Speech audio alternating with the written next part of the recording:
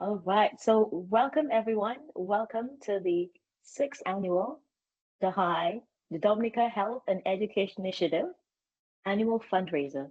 To our speakers, to our guests, to everyone, to our board members, thank you for being here today.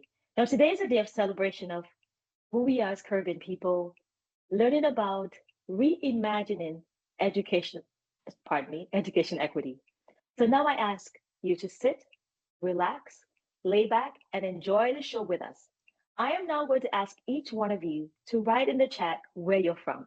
So whether you are from the US or in the US or from the Caribbean island, let us know where you're logging on, whether you're on your veranda or your balcony watching us, but just write in the chat so we know where you're from. As Caribbean people, what makes us so special is the fact that we always think about our community, our people, our culture. That's in our soul. That's what makes us truly one Caribbean people. Today, we are blessed with a Dominican songbird, Mikhail Henderson, who is now going to share a few words before she sings the CARICOM sound. Mikhail, thank you.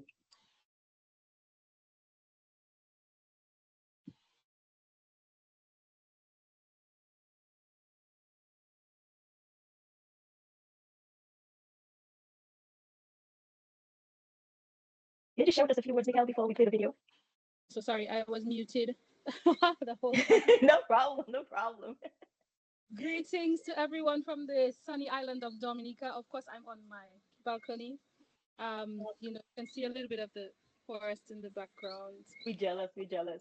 Always available for visiting. I'm just happy, very pleased, and honored to have been invited to participate in this event. And as the author composer of the CARICOM song, it's always been my dream and wish to see Caribbean people collaborate and work with each other and celebrate with each other. And, show the world that we have something to be very, very proud of, something that's unique.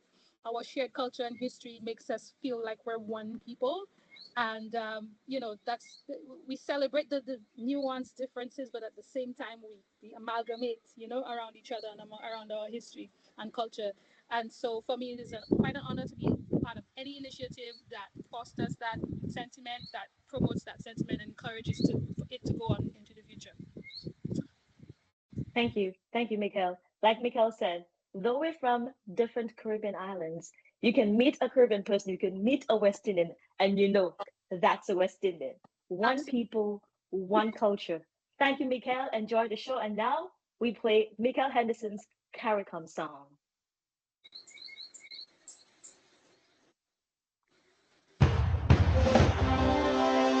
From many distant lands, our forefathers came, some seeking adventure, some bound in chains.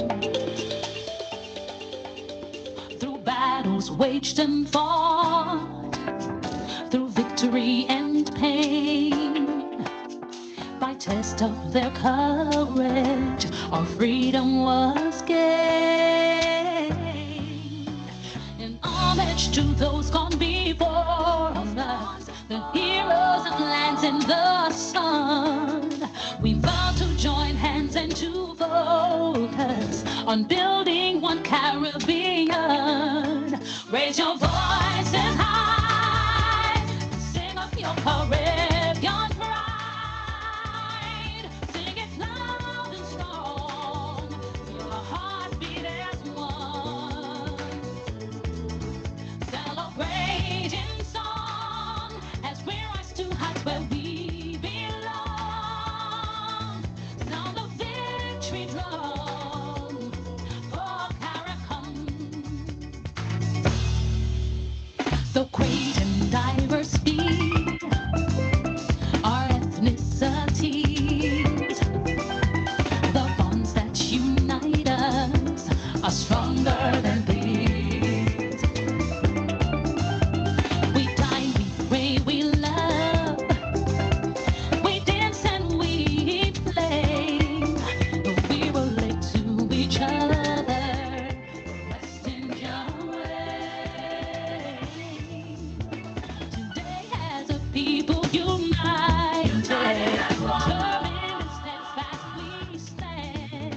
we look to a brand new horizon. The future now firmly in our hands. Raise your voices high and sing of your Caribbean pride. Sing it loud and strong. Feel our hearts beat as one. Celebrate in song as we rise to heights where we belong. Sound the victory drum for Caracom. Hele, hele, bravo. Open your sing caracom. Leve, leve, wow. Knock your drum caracom. Sabo, ya, sabo, wow. Open your sing caracom. Leve, leve, wow. Raise your voice and high and sing of your Caribbean pride. Sing it loud and strong. Feel our hearts beat as one. Celebrating song as we rise to heights where we belong. Sound the victory drum. Oh, Caracom, hele, hele, bravo. Oh, for your sting, Caracom. Leve, leve, wow. Hele, hele. Sabo, ya, sabo, wow. Knock your drum, Caracom. Leve, leve, wow.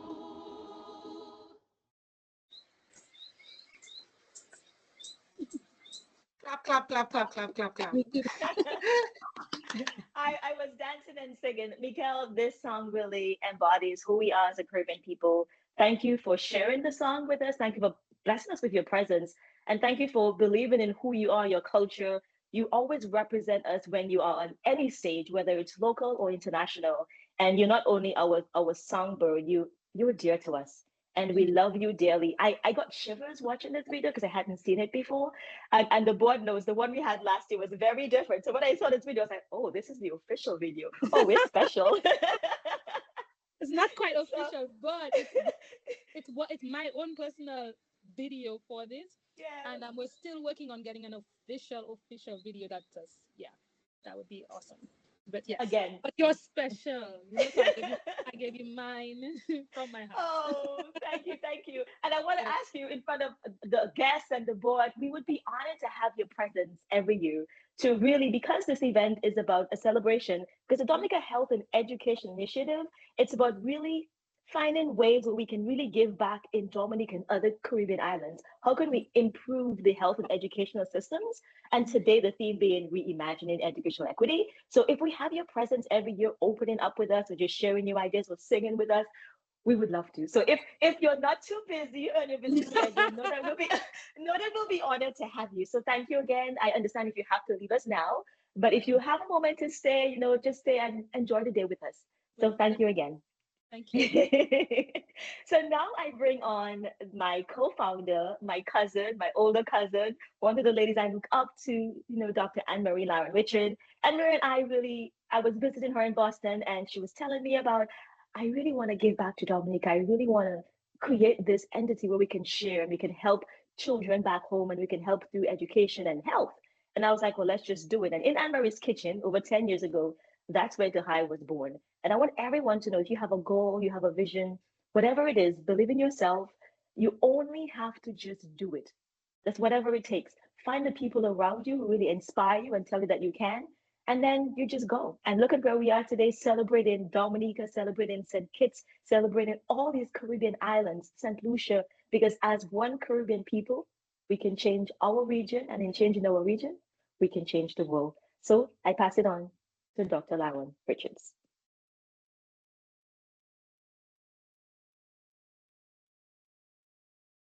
We can't hear you. You're muted.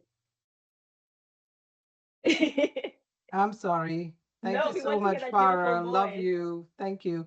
Mikhail, every time I hear this song, it gives me goosebumps. I am so grateful to you for spending your morning with us and just blessing us with this song. Thank you for all that you do for Dominica, all that you do for the Caribbean, for our people. Beautiful song. Love it.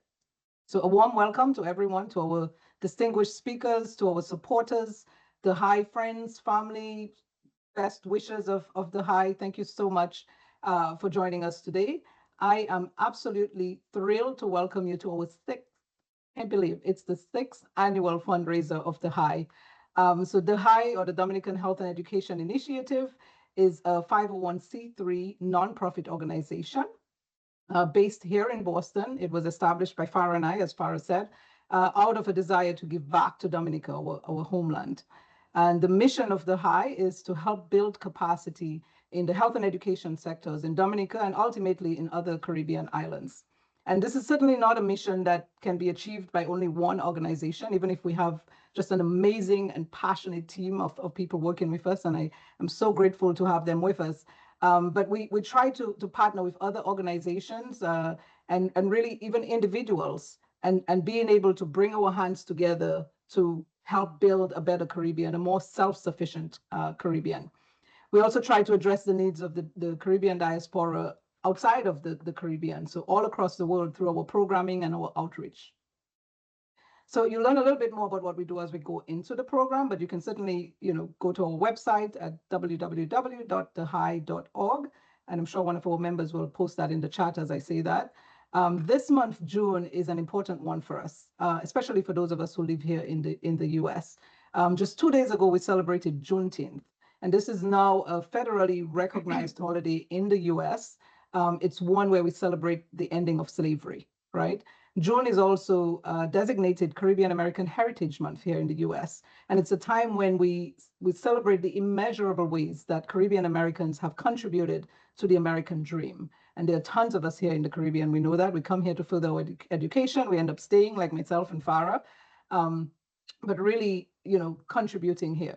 And so today we unite educators from across the Caribbean, bound by our shared commitment to uplift our communities through education. This event, which is again set on the backdrop of both Caribbean Heritage Month and Juneteenth, is a powerful reminder of our rich history and the enduring spirit of resilience and unity. So today we honor the legacy of our ancestors and we embrace our collective power to really transform education for our future generations. This year's theme is Reimagining Educational Equity. So let us celebrate our diverse heritage while we forge new pathways to equity and to excellence in education. We have an amazing lineup of speakers, and you can also look forward to a really insightful panel at the end of the program. So again, thank you for spending your morning with us and love you. Pass it back Thank to you. Farah. Thank you, Anne. And like Anne Marie said, today is a day of celebrating our current state of education in Dominica and the Caribbean region. But we look to how we can reinvent and how, with AI and new technologies, we can evolve into this place of education or educational systems where we really forge these new entities that are really basins or foundations for excellence as we move forward in the Caribbean. So now I welcome Dr. Skylar Esprit, who is the founder and director of Create Caribbean Research Institute, the first digital humanities center in the Caribbean. Her research areas of interest include Caribbean literary and cultural studies, environmental, ecological humanities, and digital humanities. In addition to her writing for several magazines, journals, and newspapers on topics related to Caribbean studies, Dr. Esprit writes and publishes on Caribbean literature, including on the impact of reading in communities in real and virtual spaces, like she is here with us today. Dr. Esprit is also a lecturer of Literatures in English at the University of West Indies, Mona campus. Her book, imprinted, The Social History of Caribbean Reading, is forthcoming with the Papillot Press. Ladies and gentlemen, welcome Dr. Skylar Esprit. Okay. Good day, everyone. Can everyone hear me? Just Yes, make we can. Yes. Awesome. Thank you so much, Farah and Anne-Marie, who I had an amazing conversation with and was so excited after that conversation to be part of this fundraiser and this experience. And I want to um, just say not only thank you, but keep going and encourage you all in your organizational efforts, including this fundraiser, to continue the work that we do to give back to Dominica. I always tell people, I don't, I'm not a politician. I don't do those kinds of things, but we all have our ways of contributing. And I think everyone on the um, panel today, all of my peers and colleagues who are doing this work, I'm so happy to say I was in great company of people who just use what they have and their own talents to give back to the country in diverse ways. And that's a really important part of what makes us really do our work. Everyone is doing, from Mikhail to Leandra, those people I know, Gami, I know his family well. I went to school with his sister, and I know his father well because we've worked together. And we just, I just want to acknowledge Rasmo because he was one of my really long time supporters since school days in the work that I wanted to do. And I just want to be here in company with people who I think have been doing this work in really innovative ways. I think when we think of technology, we now think of digital, and I do work in technology, but I think we all are using various technologies to bring our work and our ideas for the betterment of our society, of country, and also of the future of our country by investing in education. Because where else is the sort of cornerstone of building nationhood, right? So I want to spend some time today talking to you about my own experience and hope it is a sort of roadmap or a template that can help other people think about how we use education for that purpose. And I want to, okay, just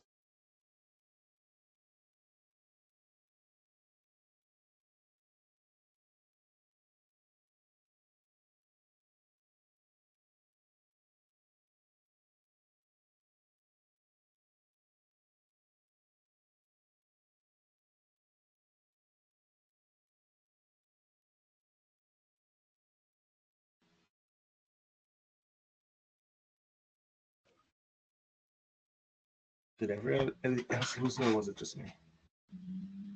So it's also on the end I too. think she's frozen. Yeah.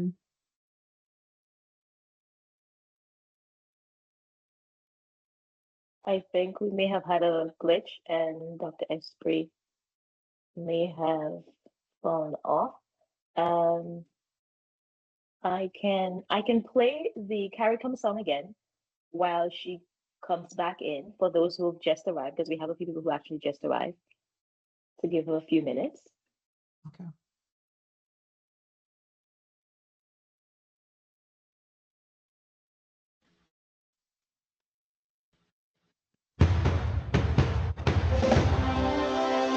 From many distant lands, our forefathers came, some seeking adventure, some bound in chains, through battles waged and fought, through victory and pain. By test of their courage, our freedom was gained. In homage to those gone before us, the heroes of lands in the sun, we vow to join hands and to focus on building one Caribbean. Raise your voices high, sing of your Caribbean pride. Sing it loud and strong, your heartbeat as one. Celebrating song as we rise to heights where we belong. Sound the victory drum for Caracom. The great and diverse be our ethnicities. The bonds that unite us are stronger than these. We dine, we pray, we love, we dance and we play. We relate to each other, rest in your way. Today as a people united, determined and steadfast we stand. We look to a brand new horizon.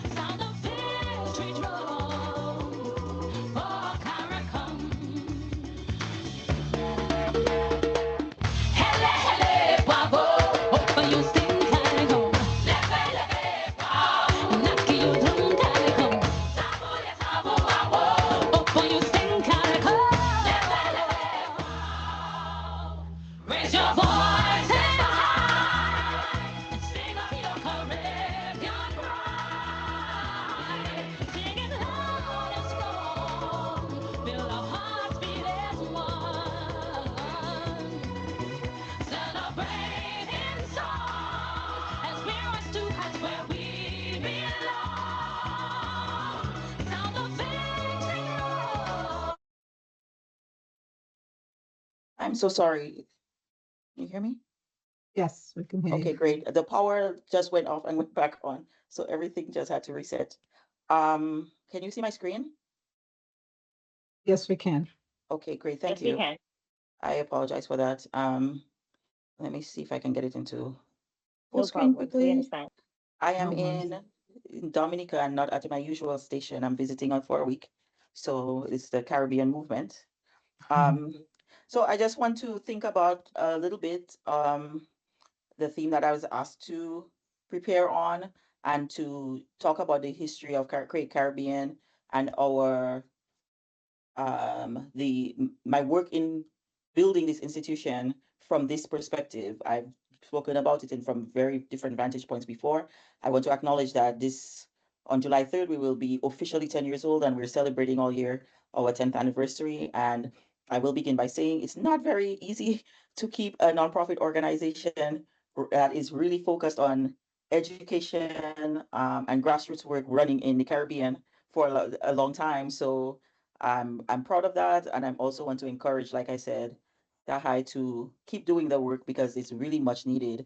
Um, and we need more of us doing this kind of work here.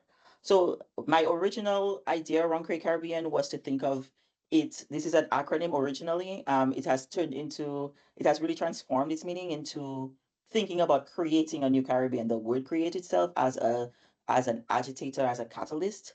But in my original thinking around it, when I first moved back to Dominica in 2013, after living for a very long time in the US, I left and moved back home.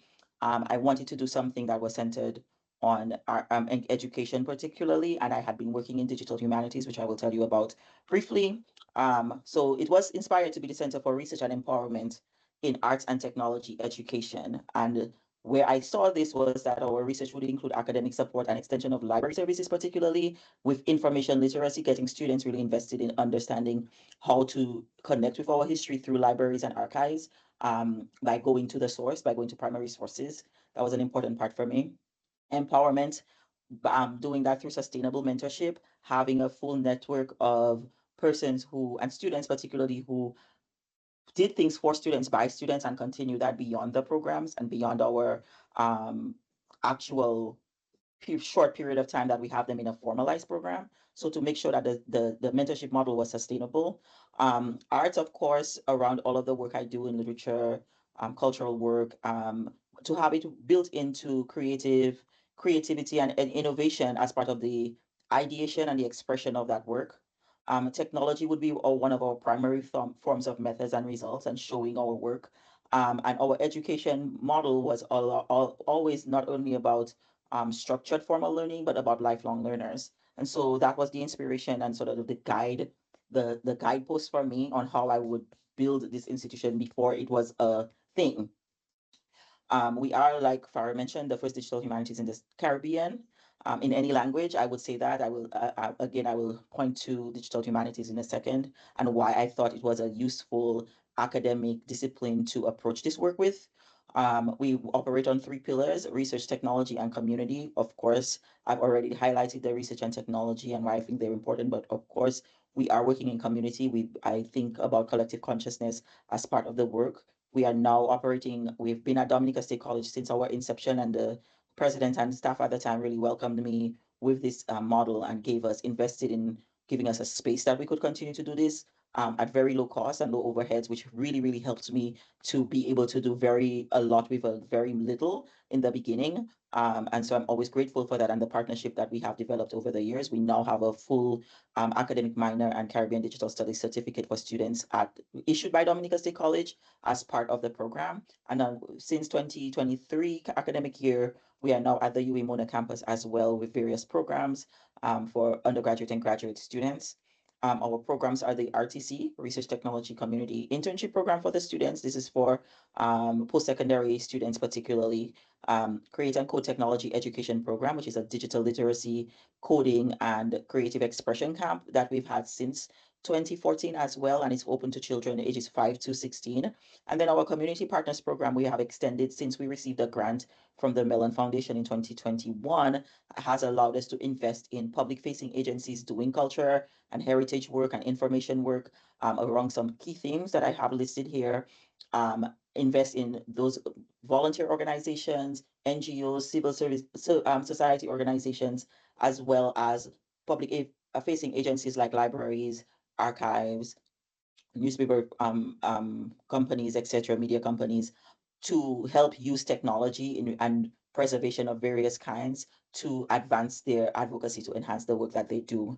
And so far, we have been targeting the themes and topics here, in addition to others as well. Environmentalism and sustainability is also uh, a key theme that we highlight. So part of our equity is to use digital technology because it does provide us with a model, and it in the digital age, again, digital technology is one form of technology. It is our most recent and advanced form of technology, but I teach in a publishing program, and I tell my students the technologies go all the way back to the printing press. Books are technology, musical instruments are technology, electronics are technology. So we are in the digital age that makes a certain kind of speedy and accessible response rate, makes the world smaller by creating more access to more information about more places at a shorter period of time. And so digital humanities as a field of study has allowed me to rethink how we can do a lot with a little, right? We have about 40% broadband penetration, 40 to 50%, I would say now, in the Caribbean, but we also have 130 something percent mobile penetration rate, which means everybody has a cell phone, more than one cell phone over more than one company, at least more than one SIM card, right? So I think about the power that digital humanities offers us as a way to engage students because they are connected to the technology, a way to create more open access around information by putting we have so much trouble with disinformation and misinformation, even for our Caribbean populations, that we have to be responsible for the kinds of information that is put out there. So I want it to be sort of in the front of doing good work that brings valid, valuable, verified information into public spaces so that people can learn history, learn culture, have educational experiences with with good information and not misinformation about our histories and our culture. And so I think about the power that digital humanities has given me with critical engagement, with method, form, and audience, and all of its imaginative possibilities my students are working with now. We're doing a lot of 3D modeling of our own through a software method we call digital photogrammetry. We take pictures of buildings, monuments, hundreds and hundreds of pictures, and use them to create 3D models of those things so we can create online exhibits and online activities for other people who do not have access to those monuments, or those physical built places, to see our history, but also to imagine how we can preserve those things better. Of course, public engagement and community inclusivity are a big part of that work, as I have talked about. And then minimal computing as a particular section of digital humanities as a way for us to leave a smaller carbon footprint, also to preserve our work on when in big data crises. We always think the internet is forever, but it's not. There's a lot of hardware, there's a lot of systems, there's a lot of water and electricity being used to maintain a lot of the servers and all of these things that are bad for the environment. And we at the Caribbean are facing a lot of the crises related to that. And one of the things that's really important about the work I do is making sure that we leave a minimal footprint, making sure we use digital technology, but using a minimal footprint to do that. And there are ways that we are teaching our students to be able to build entire projects, entire preservation systems, digitizing people's work and their histories and newspapers, but running it from our local computers and making sure it is small enough to people who can use their cell phones, even without internet connection, can be able to still experience those things when, let's say, we have outages or hurricanes or any type of issues like that. So that's part of the work we do. Um, the next thing I want to talk about is how I build the institution, right? What are some of the questions that I asked around that when I was building the institution? For me, I grew up with a lot of history and Dominica and Caribbean history as part of my upbringing, as part of my family life, as part of my school life. I was encouraged to focus on that. And I really think about Dominica's Maroon history and our Maroon spirit as part of what led me to do this. I was a very good student. I was an excellent student at school, but I hated school because of some of the traditional and colonial education structures that we experience as part of our school life. And I wanted to create a space where students didn't have to feel like they needed to run away from Dominica to be excellent people or to have freedom to express themselves or ask questions that they didn't. We were not all waiting for fifth form to come and for college to be over for us to leave Dominica and not come back. I wanted to create a space where students could feel like they could be excellent right there. They could be expressive right here. They could experiment and fail and try things right here. And want to be here to do it and want to do it with things that are here. I wanted to create a space where they would feel as confident as any student at Yale or Harvard or the University of Wisconsin or wherever, and not feel like they, because of where they were from and the size of our population, our economy, or our island, that they were feeling sort of intellectually inferior to that, also by virtue of the way our education system, for a large part, a lot has changed now, has sort of taught us to receive knowledge and not produce it, right? And so I wanted them to think differently about that. Connected to that is the way I imagine intellectual and creative autonomy. It's an independent organization. It's a nonprofit. It's registered first in Dominica, which is also unusual. In fact, I'm registered in Dominica and in Jamaica, and our 501(c)(3 is the last thing to be formed. So I also wanted to create a space that didn't rely on the United States as a way for me to do my fundraising or whatever. I thought we could do it grassroots. I thought I could do it from home and make it homegrown, and that was important to me. Um, and it's still independent, and it's one of the a handful of digital humanities centers in the world that is not directly connected to any single university. We have partnerships with university, but we are not a university center, and that is a really important from an academic perspective. In academia, this is also a big deal because most digital humanities centers are produced by universities, right? So that is also, it also has that sort of pioneering element when it comes to the university perspective. I am incredibly mission driven, and my work has also forced me to say a lot of no's to opportunities that don't align. So in 10 years, a lot of the fundraising has been organic, crowdsourced, and also matched by my own efforts and my own material resources as well. My family has been deeply invested in supporting the work. And so it took a lot of time for me to find partners and supporters and funders who I knew would, one, not be funding us based on nefarious resources, but also would not fund us to request or require us to change our goals and perspectives and the mission, that they didn't ask us to sacrifice any of the work we were already doing, but we're willing to recognize, acknowledge, and appreciate that work and invest in it. It all paid off, I will say that, but I did have to say a lot of no's in the building. And imagine diversity differently in a Caribbean context. We take for granted certain things about ourselves because we perceive ourselves to be homogenous on certain islands more than others. I will say not just racial diversity, gender equity, gender and sexual orientation, issues related to neurodivergence, things that are not usually like the primary area of entering a conversation about education, are really part of how I imagine diversity. And so I wanted to create spaces where that could actually exist in an institution as well, and to recognize diversity not just from a sort of racial or academic perspective like smart students or students from a certain school, but from all different types of economic background, parental structures, all of those things influence how I approach the building of the institution. And in my programming, there are some things that I have done to reimagine equity, including flipping the classroom. We operate, this is something that's coming from digital humanities pedagogy, a student bill of rights, where students articulate their bill of rights as a way to see themselves as producers of knowledge, but also to articulate their own needs in any classroom space. And it's also connected to the second point, which is redistributing and eliminating power in learning experiences. There's no teacher.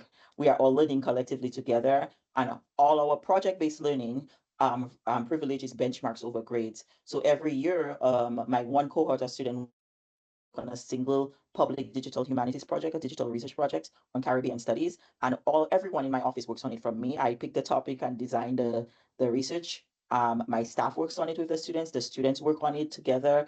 All everyone is working together on the project. They're never alone. They're learning during that process, and what we are measuring until the end, when I am sort of required to submit grades for their graduation and so on, is about benchmarks and not necessarily grades. That doesn't mean everyone gets to do whatever they want, because it does, collective accountability means you are in community with people and you have to manage your tasks and your will. So you learn a lot of professionalism in the process, but it does change the terms of engagement for students, which they have a lot of trouble transitioning to in the first semester, but they get on board very quickly.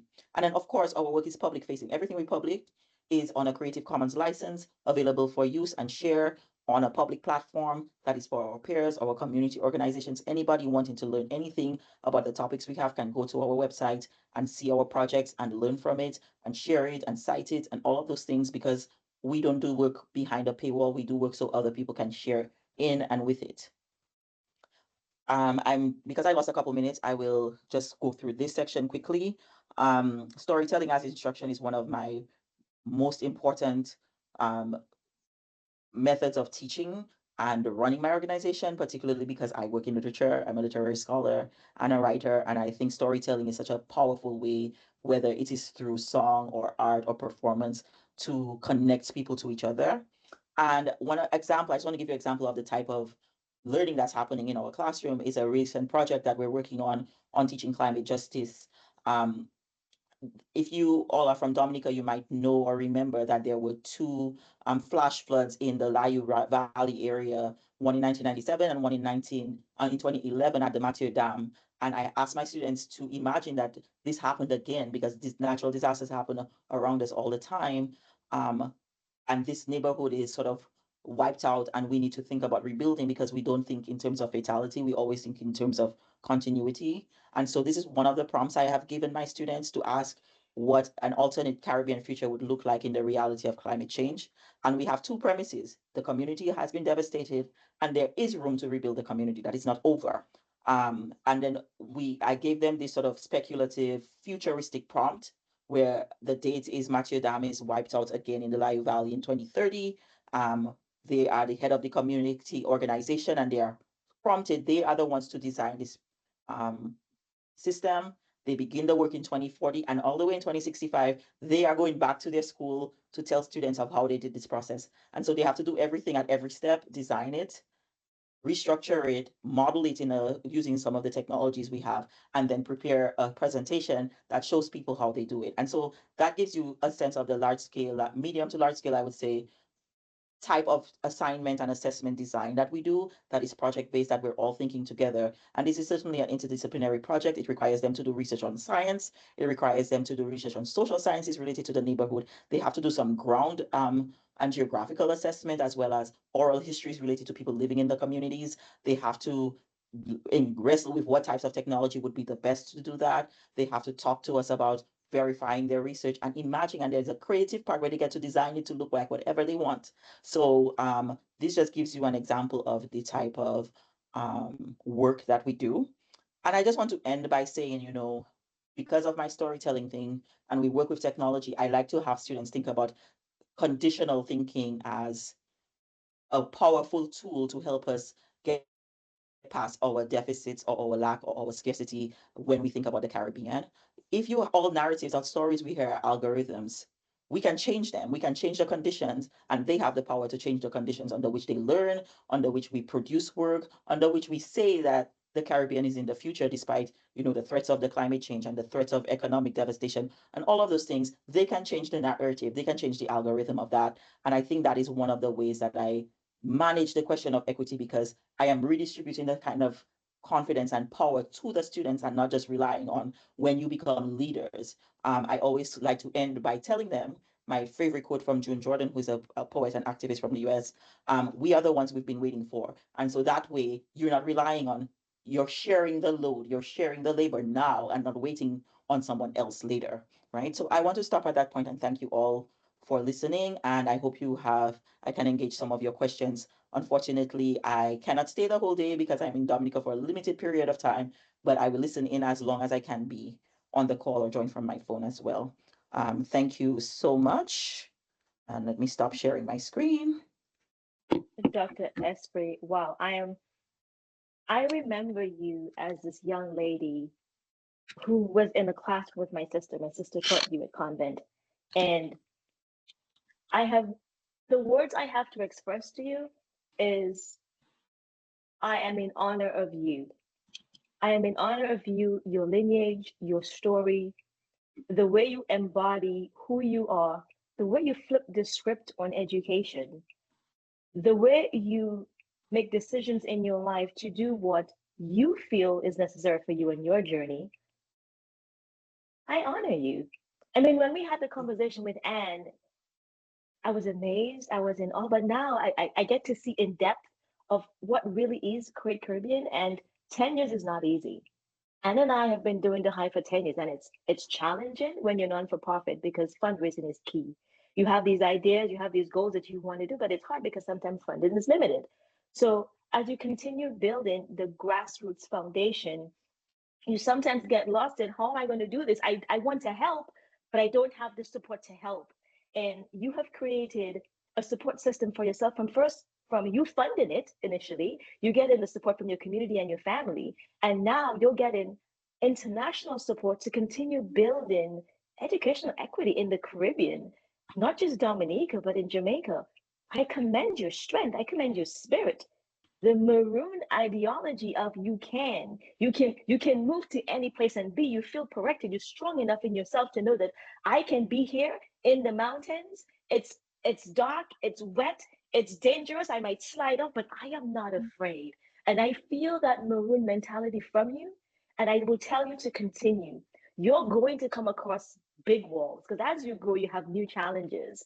Mhm. Do not forget who you are, where you're from, and do not forget your goal in the story of Dr. Esprit, in the story of being a Dominican literary. Like, oh my God, Skylar, I'm so proud. I'm proud. I'm honored. Thank you. Wow, I'm in awe.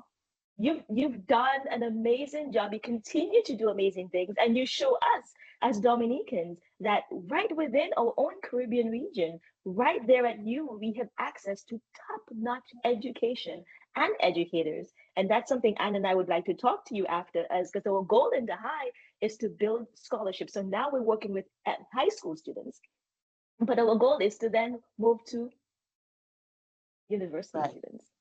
And why not partner with right there at UB, right there in the region? Because it's so easy for us to move to another Caribbean island because the culture, the mentality, the ideologies are similar. And you don't feel like an alien. Because sometimes when you move to different countries, I mean, they call you an alien and not saying it doesn't make you feel a certain way, but you're not home. Like when I step my foot on Dominican soil, my husband will tell you, my spirit is different. My soul is different. I feel different because I am home.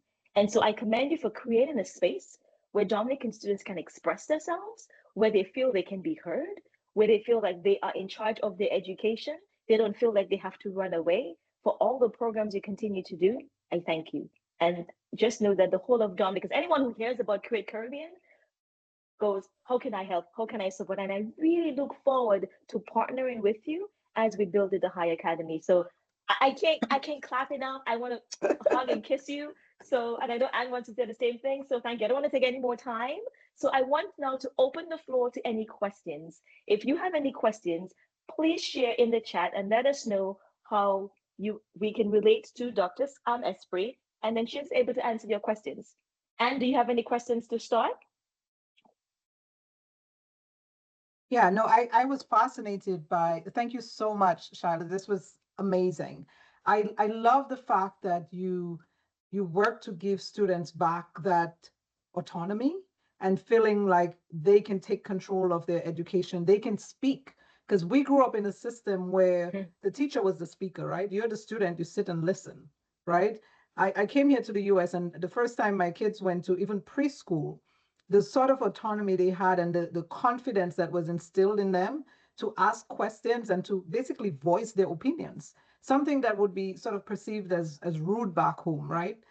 Here they were asking questions freely, and the motto of the school that they went to was "Let the child speak," and they were really encouraged to speak up. And I saw a huge difference in terms of as they grew up, how outspoken they were, how comfortable Mhm. they were speaking to adults, and really knowing what they want in their in terms of life and education, because they were able to articulate that and get feedback, right? And so I'm just wondering, as you do this in Dominica, do you get any pushback?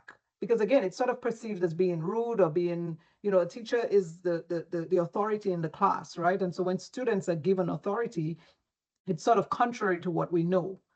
How is that perceived through the education system in the Caribbean? I will say that I haven't received too much pushback. Well, at the time, for a good portion of the time that I worked, I was building Great Caribbean. I was also employed in management at Dominica State College, and I was registrar and dean of academic affairs for a period of time there. And I tried to model some of that for the entire college body, not just my program.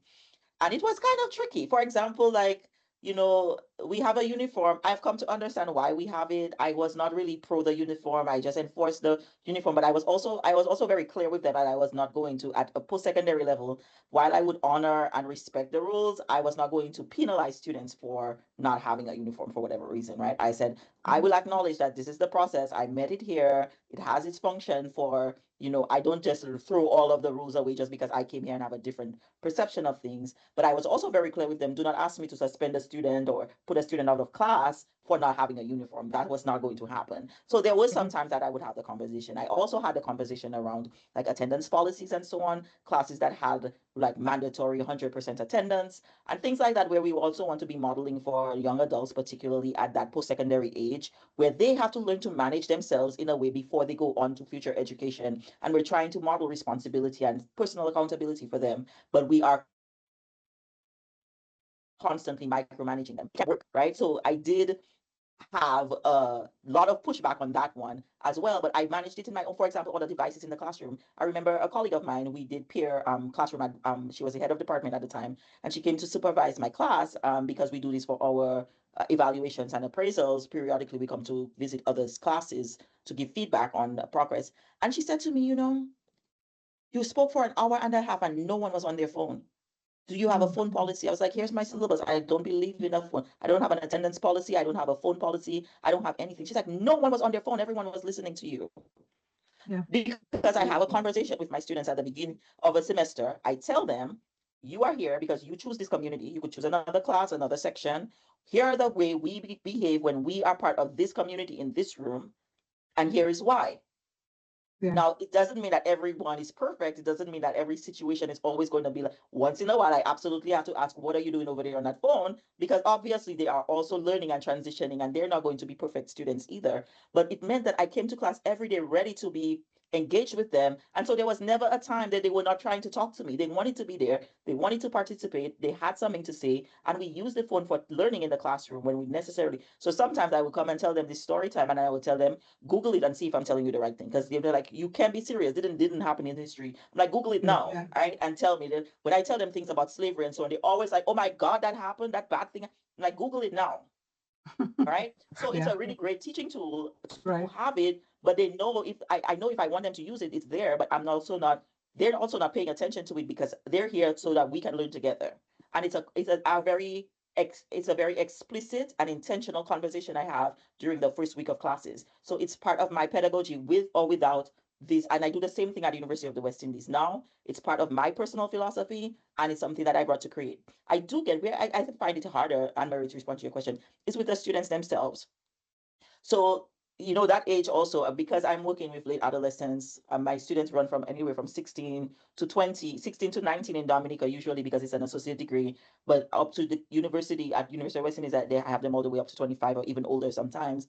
And so they don't, they have a transition issue with going from being formally micromanaged in high school or having a schedule to, or being told every task to do, to saying you have some level of freedom, do what you imagine is Yeah. the right thing based on your learning. That transition, and also they have a lot of, I would say I have some setbacks where I try to teach them that just because I say we have creative expression and you get to creatively think, that doesn't mean you get to do what you want outside of the collective.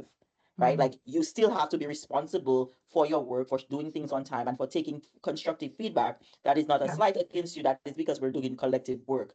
So there are two types of ways that I see they have a hard time getting started on a project because I didn't give them a list, a rubric, or a grade sheet, right?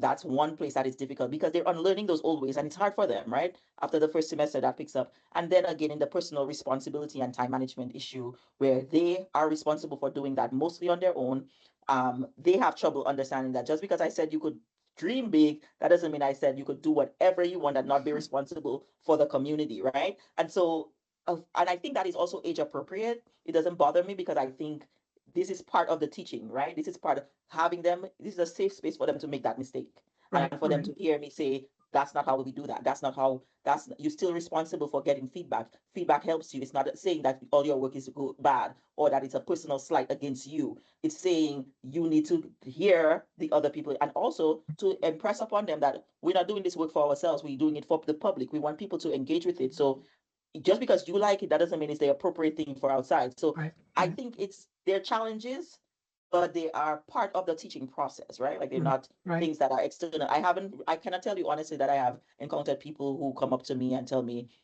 at first they did because we were broke and everybody was like, oh, you're wasting your time. You don't have money. You can go back and make US money or whatever. You shouldn't do. But now that people are believing it, I have a lot of parental support. I have a lot of sort of institutional support. I don't feel so much that I have any pushback at this stage. Awesome.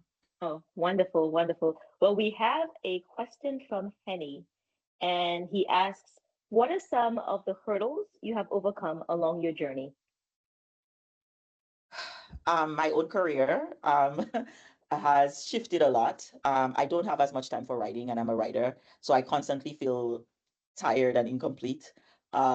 It is a big sacrifice on the way I thought my career would work, and I always tell myself and tell my it's something I have to tell myself, and I tell other people. It's like I couldn't write 5 books in 10 years because I was building an institution in 10 years, right? And so it's a trade-off.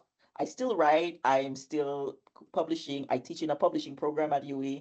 I'm still doing that work, but my career trajectory is it's different. It's just it's a change. I wanted to be a full-time writer and not talk to people. I was social but not, very introverted and I still want my personal time to think and read all the time. I'm writing a book about reading. I'm a reader by profession, right?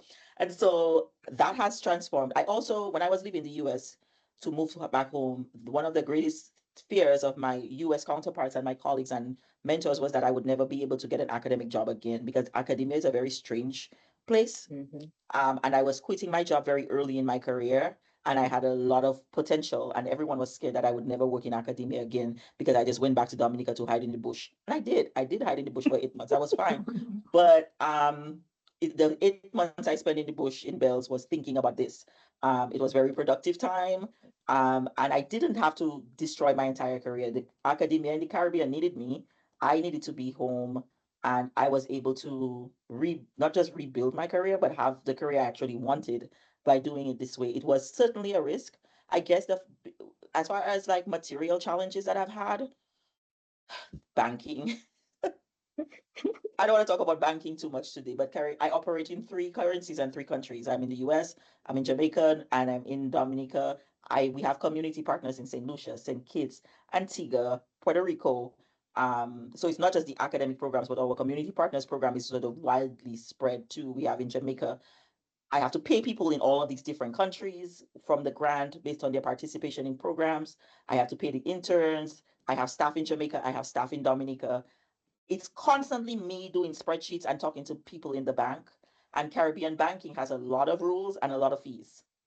And I feel Mm. like if I were to describe any one challenge that was something that you just need to prepare yourself for mentally going into this kind of work, it would be the sort of financial, both from the fundraising aspect. I am now at a place where I have been talking to funders about hiring a development officer. So yay me that we are growing so much that I am being offered staff for this kind of work.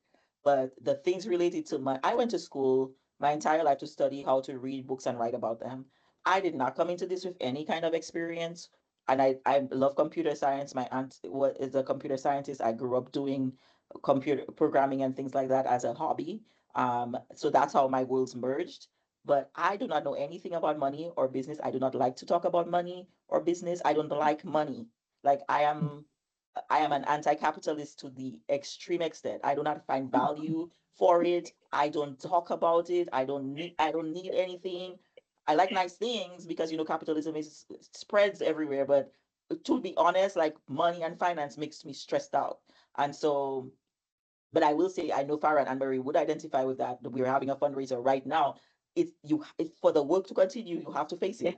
You have to do it. Whether or not you want to be able to, you constantly have to Yeah. be in a place where you're negotiating. Half of my month, I'm doing payroll. We're still small enough that I still have to sign checks or I still have to approve the thing on the bank. We're not big enough that I am completely separated from that process yet, although I have staff who does most of the stuff now. Yeah. I will say that has been a steep learning curve for me. And it has cost me a lot of time to invest in just like knowing who our partners are, knowing when to make certain financial decisions that are not going to Mhm. make you worse off later, right? Like things like that, and stay in the course. So that has been really, really challenging, but I think I've gotten really good at, grant writing and things like even when my teams, when I do grant applications now, my academic colleagues in the US always call me because I'm the one who knows all the details about the budget and all of the things now. So I've become sort of a pro at doing grant writing for all kinds of We're things. gonna be calling you soon, Yes. getting advice. So I have learned so much on the job, right? Like in doing this, every difficulty I had was a lesson, was a thing for me to learn how to do it better. And I have really taken those lessons and it has led me to new and new things. Okay, wonderful. Thank you. Thank you. So we have another part to this question. He said, in your institution and those you partner with, how do you ensure equitable assessment beyond the project-based learning setup? Okay, so we have internal and external assessment. There are some assignments for, let's talk about internally in the program, right? We have Okay. um, students get to do assignments. They still have to write regularly and publish their writing, and I evaluate their work academically based on rubrics. It's not that I don't grade them; it's that they don't see the grades. I assess their work and I give them comment-based feedback. Hmm. I keep the numeric grades for myself until such time as so we do have proper evaluation and assessment as far as the student learning is concerned. It's not that they don't get grades. Right now, graduation is next week. I have grades to turn into Dominica State College because students have done capstones and they do receive a guide and a certain there. If you go my course website is actually public and you can see on there the assessment points.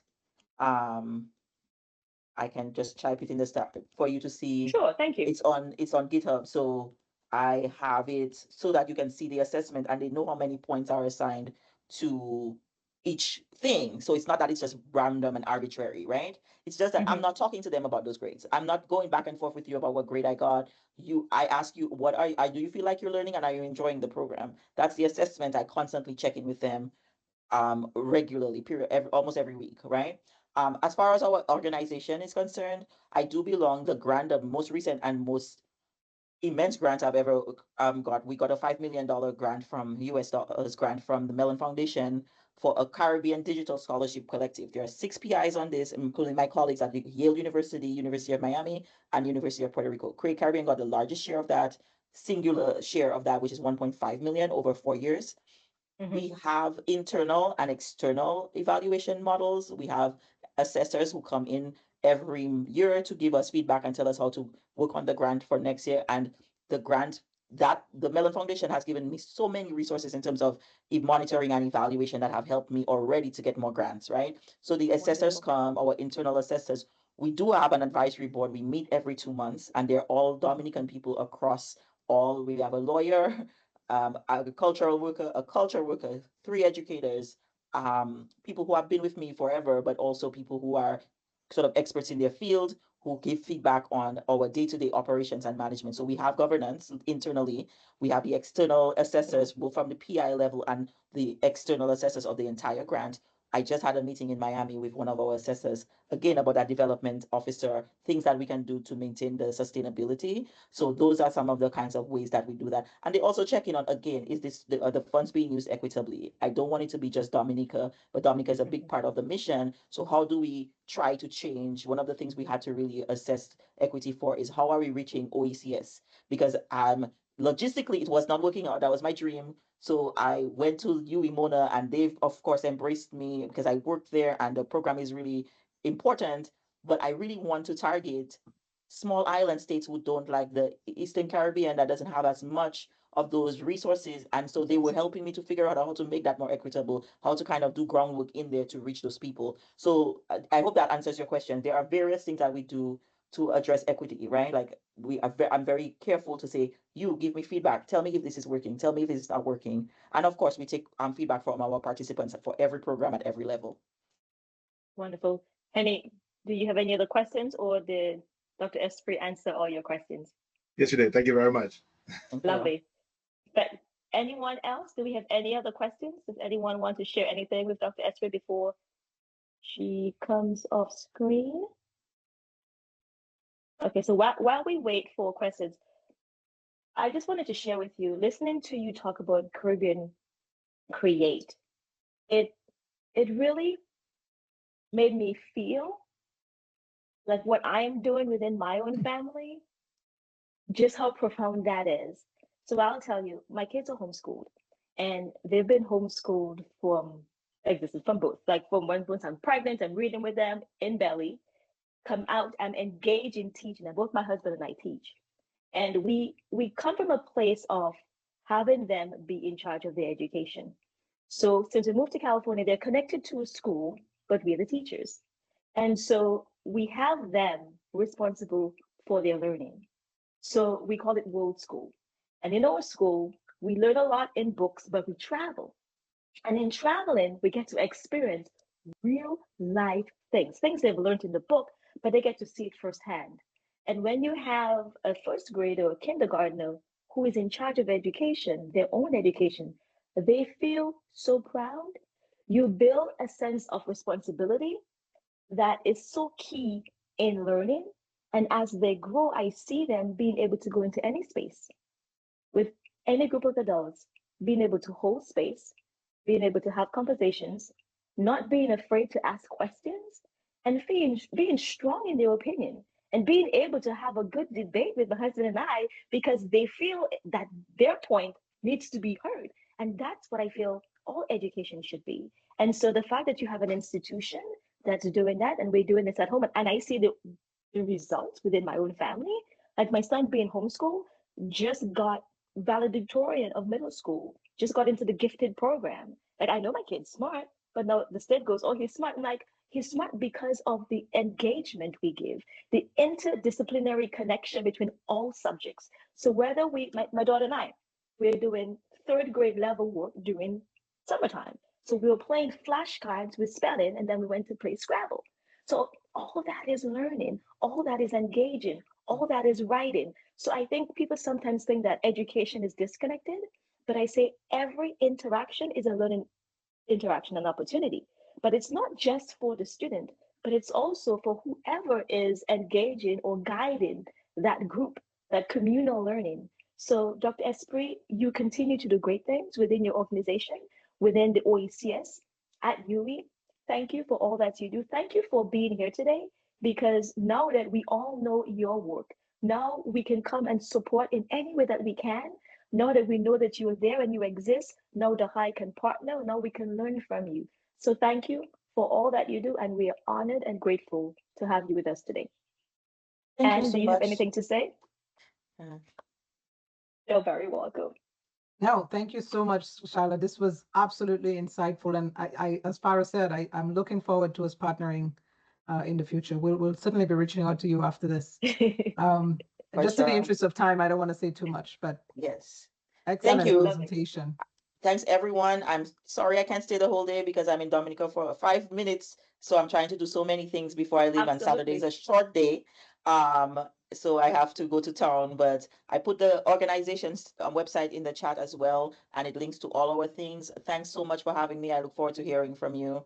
And congratulations to you, and good luck to all the other presenters. Have a good day. Thank Thank you. you. And Say hi to enjoy DA for something us. coconut water for us when you go downtown. Have a good time. Yes, I And will. we love you. Thank you All again. right. Thank Thank you. you. Bye. Thank you.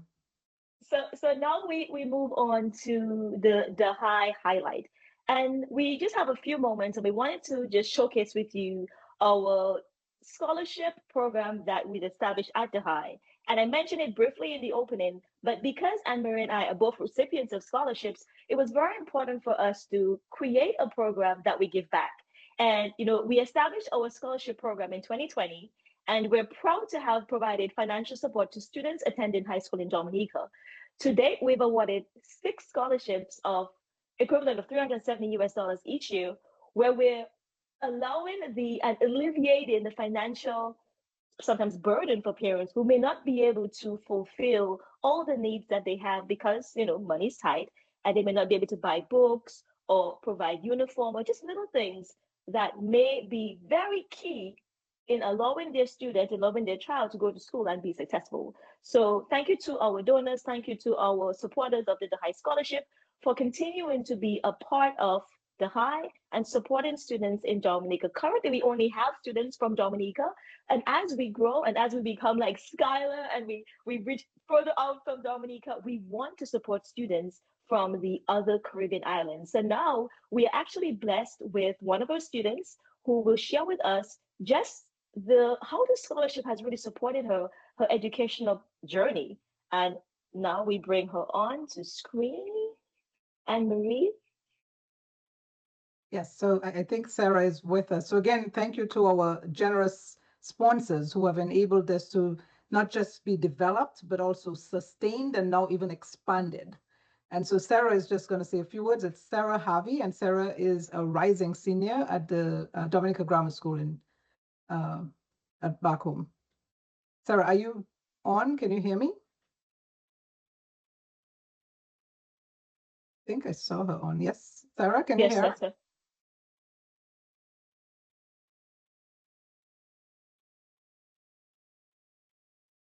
I think she is on, but may not be speaking. Sarah, are you hearing us?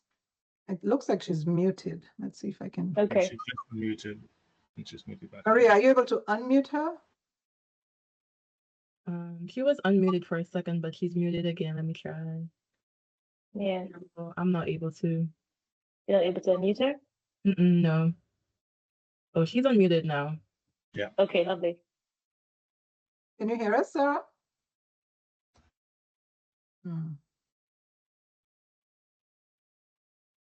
Okay, I just changed her status. Let's see if that works. Sarah, can you hear Okay. us?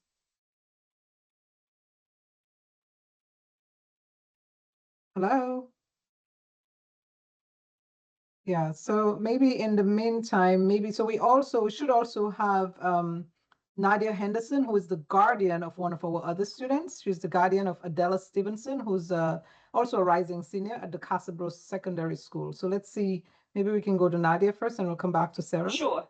Sarah said her mic is giving her an issue, so I'm just going to respond to her. Nadia, can you hear me?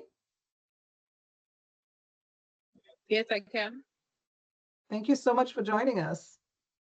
We can hear you clearly. Welcome. Okay. You can go ahead. All right. Good afternoon, everyone. Good Like afternoon.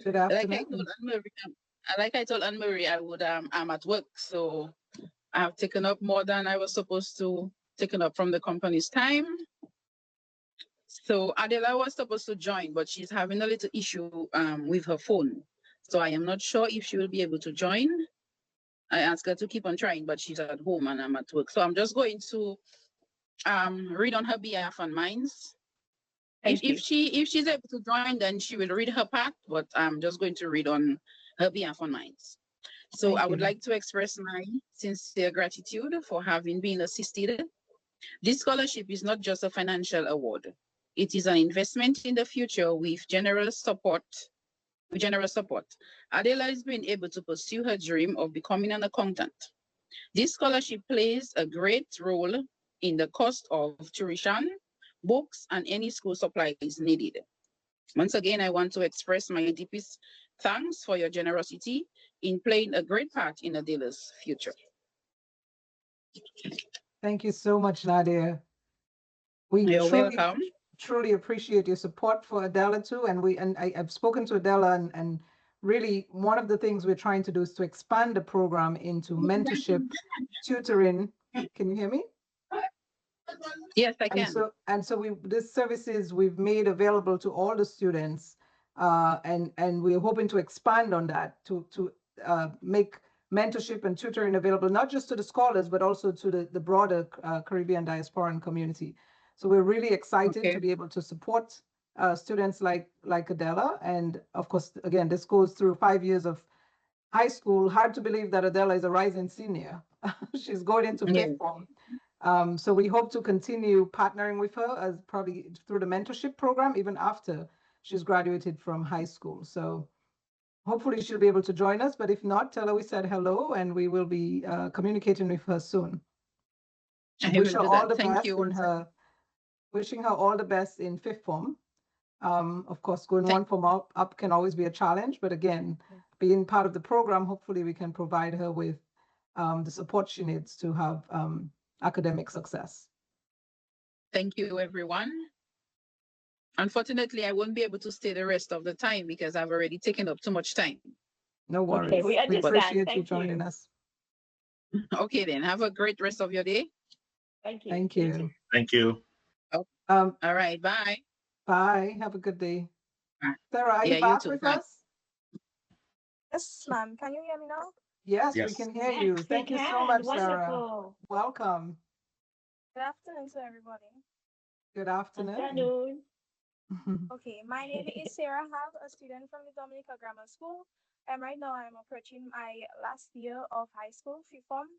And to say this scholarship has reduced the financial burden on my parents to purchase books, stationery, and all my other educational expenses. It has also helped in boosting my confidence and motivating me to excel academically. I would just like to thank the High um, Association for helping me through my perform year and through finances and other help. Thank you. Thank you so much, Sarah. And wishing you best of luck in your next year through fifth form. And again, we'll continue to keep in touch uh, through the mentorship and tutoring program. Thank you ma'am. again for taking the time to join us. And Yeah, keep thank doing you, what you're Sarah. doing. Sarah is a straight A student, excellent, brilliant student. Keep doing what you do, keep excelling, and I'm sure you will go very far in the future. Thank you, ma'am. You're welcome. You're very So welcome. I Listen, should mention that open enrollment for this year's scholarships is open, and I'm sure Maria or someone will post the link in the chat. This has been primarily for Dominican students, but again, we're hoping to eventually be able to expand the scholarship program with sponsorships and fundings coming in to other students outside of Dominica. And so, you know, we may occasionally be offering awards to students who are out of Dominica and also students in higher grades. So typically we're offering the scholarship to students who are going from elementary to high school, so right after they've sat the common entrance. But as I said, Sarah actually recently joined the program, and Sarah is a senior. So we will occasionally, on a case-by-case basis, award scholarships to students in higher forms. So if you're interested in actually applying for the scholarship program, please go on our website to the basically what we do section and our scholarship, and Maria will post the link in the chat. Feel free to circulate this to anybody you know who's interested in the scholarship. wonderful. Thank you, Anne-Marie. Welcome. And of course, if you're interested in sponsoring, you can also do that on the same link. You'll see the Wonderful. button for sponsorship. Listening to Sarah just brought me back, like being a convent fourth former. You almost done high school, and she was so cute. Her voice, it's wonderful. I'm very proud of the program. Not just that we're supporting the students, but like with Henny doing the Google Classroom and really supporting them throughout and mentoring them, which is very important. So anyone who wants to become a member of the High, who wants to support the scholarship, who wants to just be a part of this, know that we're doing this so that we can help the next generation. We give them access to resources and personnel. To be able, the fact that she came here today just tells you that her confidence, she's able to speak and she's able to speak to a group of people. And that's what it's about. It's about exposing them to different experiences to build them as a whole being. So Anne-Marie, I would pass it on to you as you welcome Alexia, our next speaker. Thank you, Farah. So welcome to Alexia. Alexia, I am so honored to have you join us today. Alexia and I have been friends for quite a while. Of course, we both live in Boston. Alexia is absolutely a multitasker. She is in every activity in Massachusetts every time I speak to her. So I'm so honored that she was able to take time and be with us this afternoon. Alexia is a middle school teacher at the Archbishop Williams High School in Braintree, Massachusetts. Before joining the Archbishop Williams School, Alexia taught both elementary and middle school for about 14 years. So she's a seasoned teacher. She holds a bachelor degree from Lesley University, again, right here in Massachusetts, and a master's degree in education with a focus on curriculum and instruction, and a minor in education leadership from Southern New Hampshire University. Outside of the classroom, Alexia is an accomplished actress, having appeared in films, a television miniseries, and stage productions. Her passion for acting has led her to direct numerous plays and musicals. Originally from Dominica, Alexia attributes her love for the arts to the opportunities she had while she was growing up in Dominica. In her free time, she enjoys dancing, writing, and watching Korean dramas. Welcome, Alexia. Many of you might remember the Orchid House. That was one of the first films that was filmed in Dominica. I remember it vividly. Alexia was actually in that. So welcome, Alexia. Welcome. Thank you, Anne-Marie, for this warm welcome. You're welcome. Can you hear me? We can hear you. Okay. Thank you for this warm welcome, and thank you for asking me to do this and to be a part of this amazing group of educators and professionals. Coming up. I'm sorry. I am sharing your slides. Is it showing yet? Also, some groups that Anne-Marie has and I are a part of are Boston for Dominica and others. Are you able to see my screen yet? I can see your screen, but not the slide. I can see the slides now. It says Yes, it's and the slides are on. Okay. Alexa, it might be on. slow on your, okay. It's on, thank you. You're welcome. Yes. Reimagining educational equity. What a topic.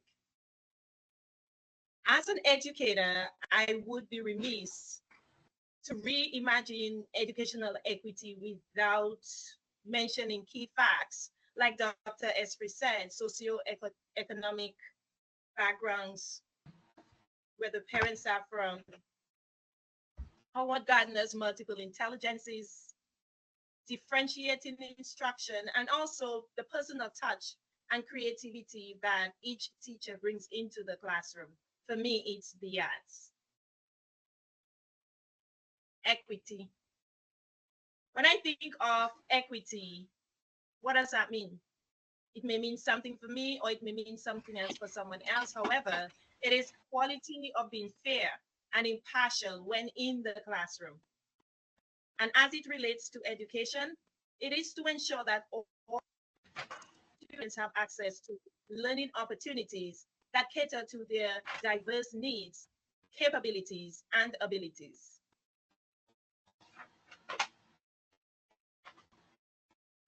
Next.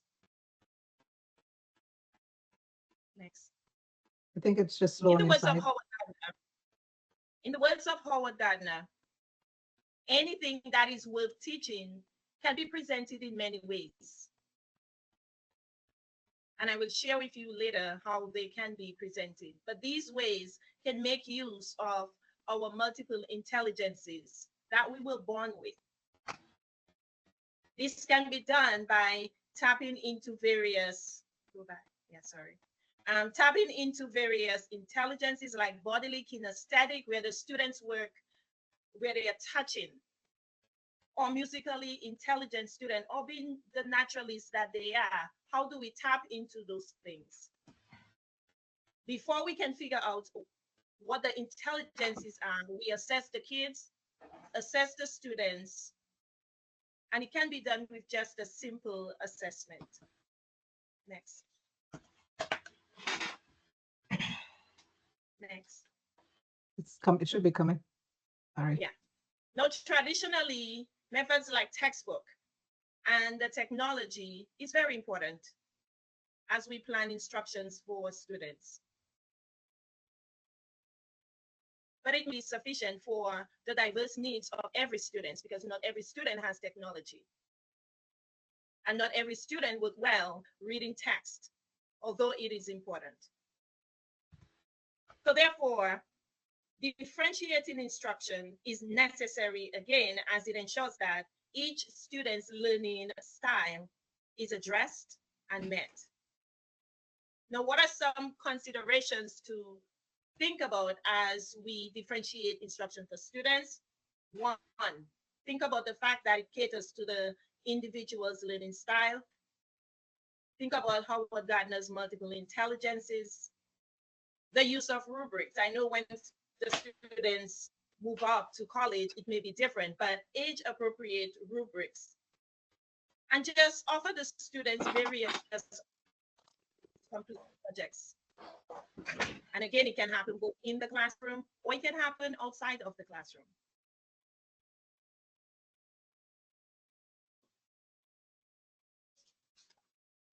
Now in the classroom, we use research, we use technology to research. We use the text, reading the text, because students need to know how to read text, how to decode. However, outside of the classroom, whatever the concept is, students can be outside. They can be given a task like to observe a micro or a macro area of outside and infer. They can take field trips to places that enhance their real life learning experiences. Next. Utilizing the arts. Now, the arts can be used as a medium to demonstrate best practices, to provide learning experiences to meet the diverse learning styles of students. Now, as someone who grew up in Dominica, as someone who's been exposed to the arts, who enjoys the arts, I often like to fuse both together to provide a different method of learning. Next. 3 examples that I've used would be drawing. This enhances the visual learning styles of the students.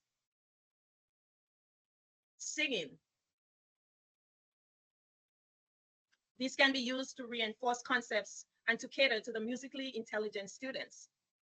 A simple song could be a song about the 3 types of rock, examples that I've used, the 3 types of rock, where students had to create a song using the lyrics of a different song to add to their singing.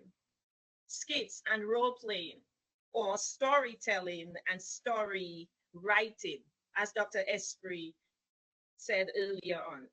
This encourages and it strengthens comprehension. So students created, for example, other practical examples.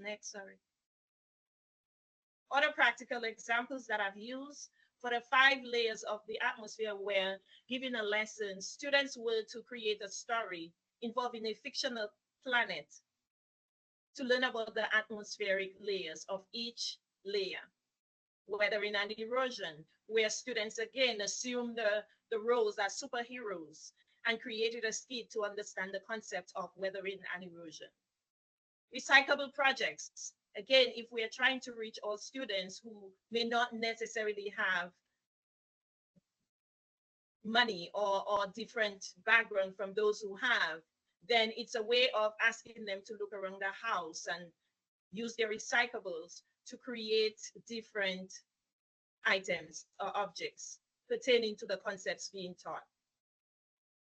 One of my favorites was on a lesson on motion, student designed an amusement ride to demonstrate the principles of motion. Next. Personal touch and creativity in the classroom. So again, as I said earlier, I am an artist.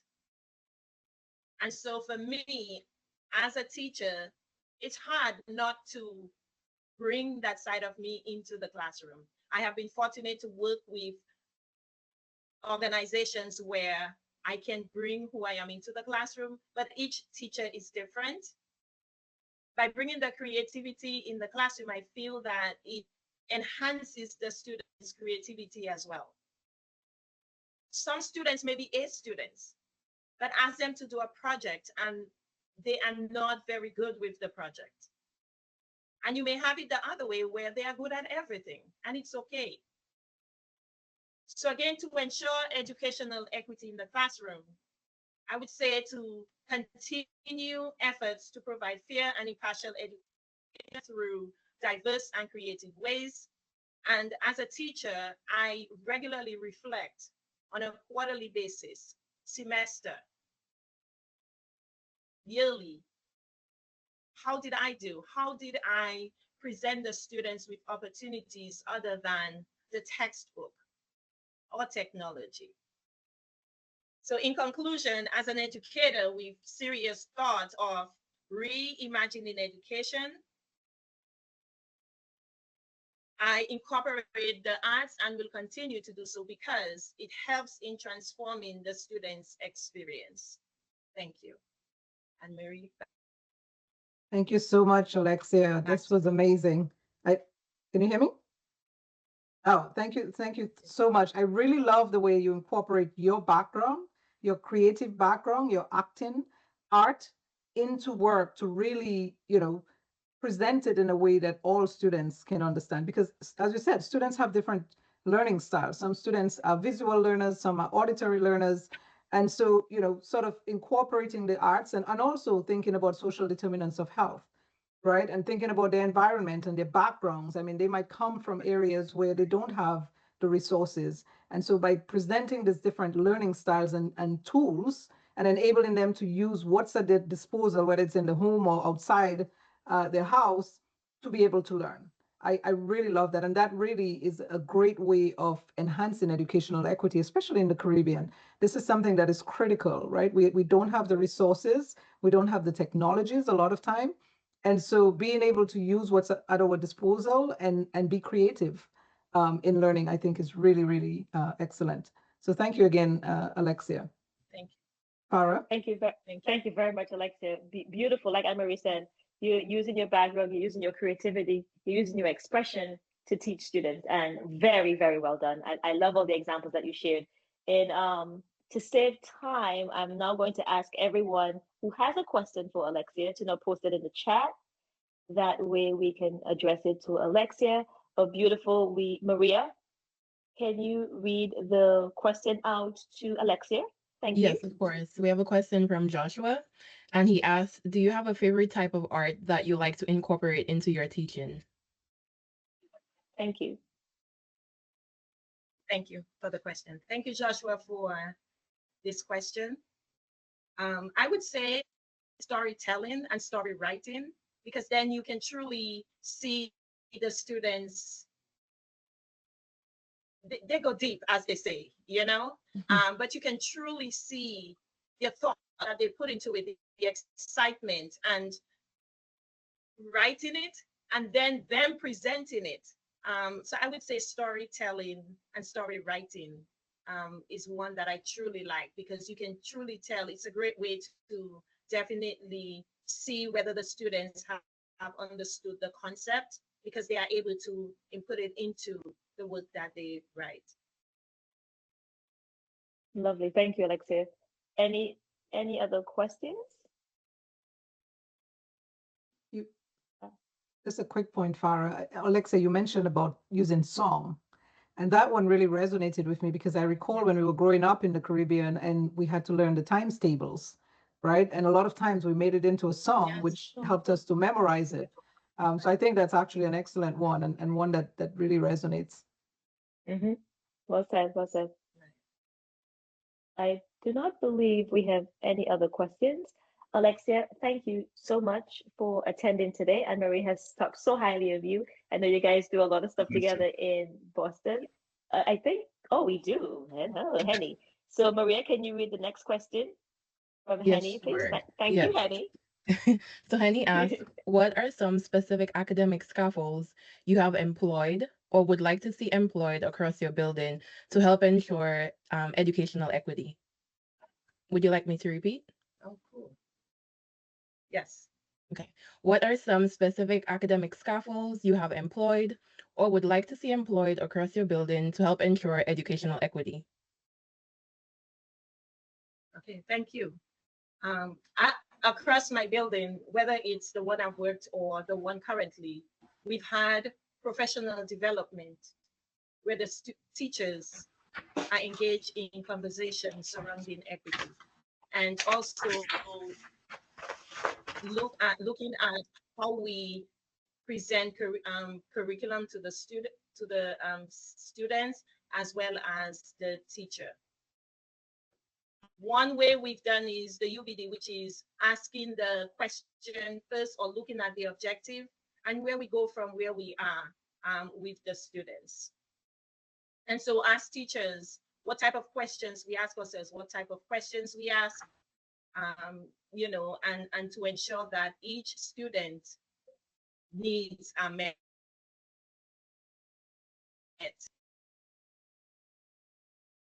So talking about diversity, talking about, you know, again, socioeconomic background, talking about just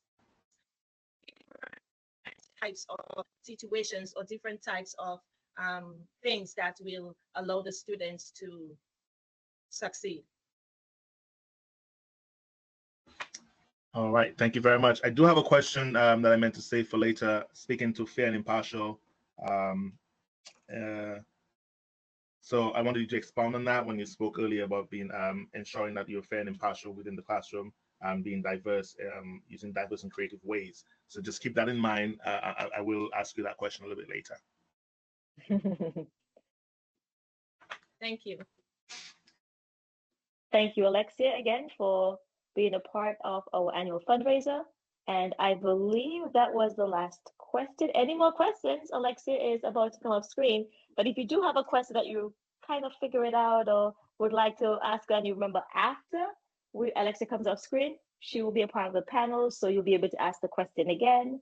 So if we have no more questions, Anne Marie, to confirm, we are now breaking for lunch.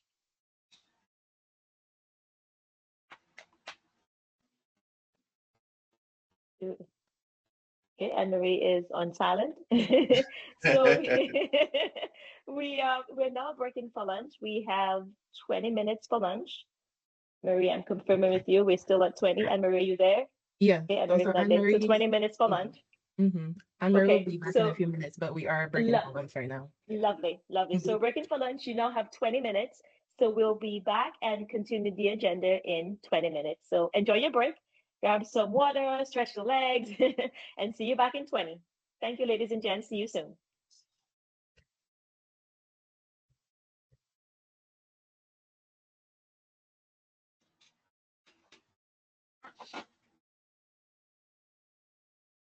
This has been really good.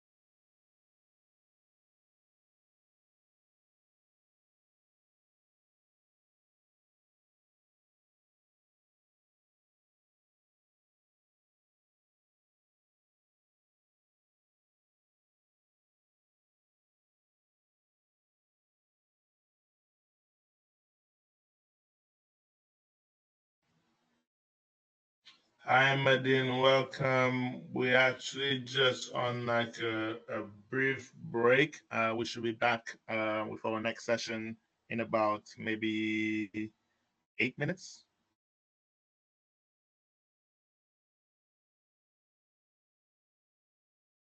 You're muted, but I see you say okay.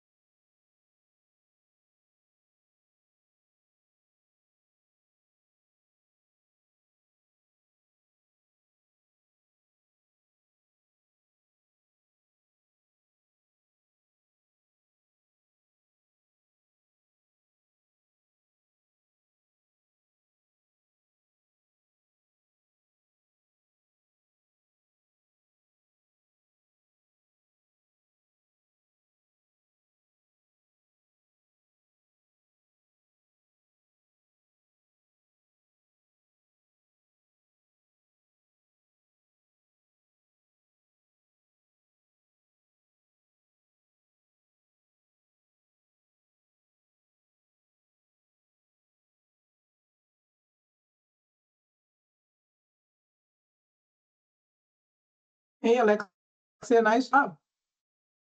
Great job. You're on mute. I'm coming in. I was so nervous. No, you're good. Actually, I think we're being recorded, so. Oh, sorry. No, that's okay. Oh, thank you. Thank you.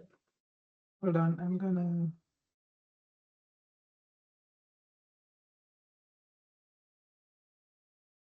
Hi, how are you? That's my nephew actually. Oh, okay. And Hi, sister. Madin. Thanks for joining us.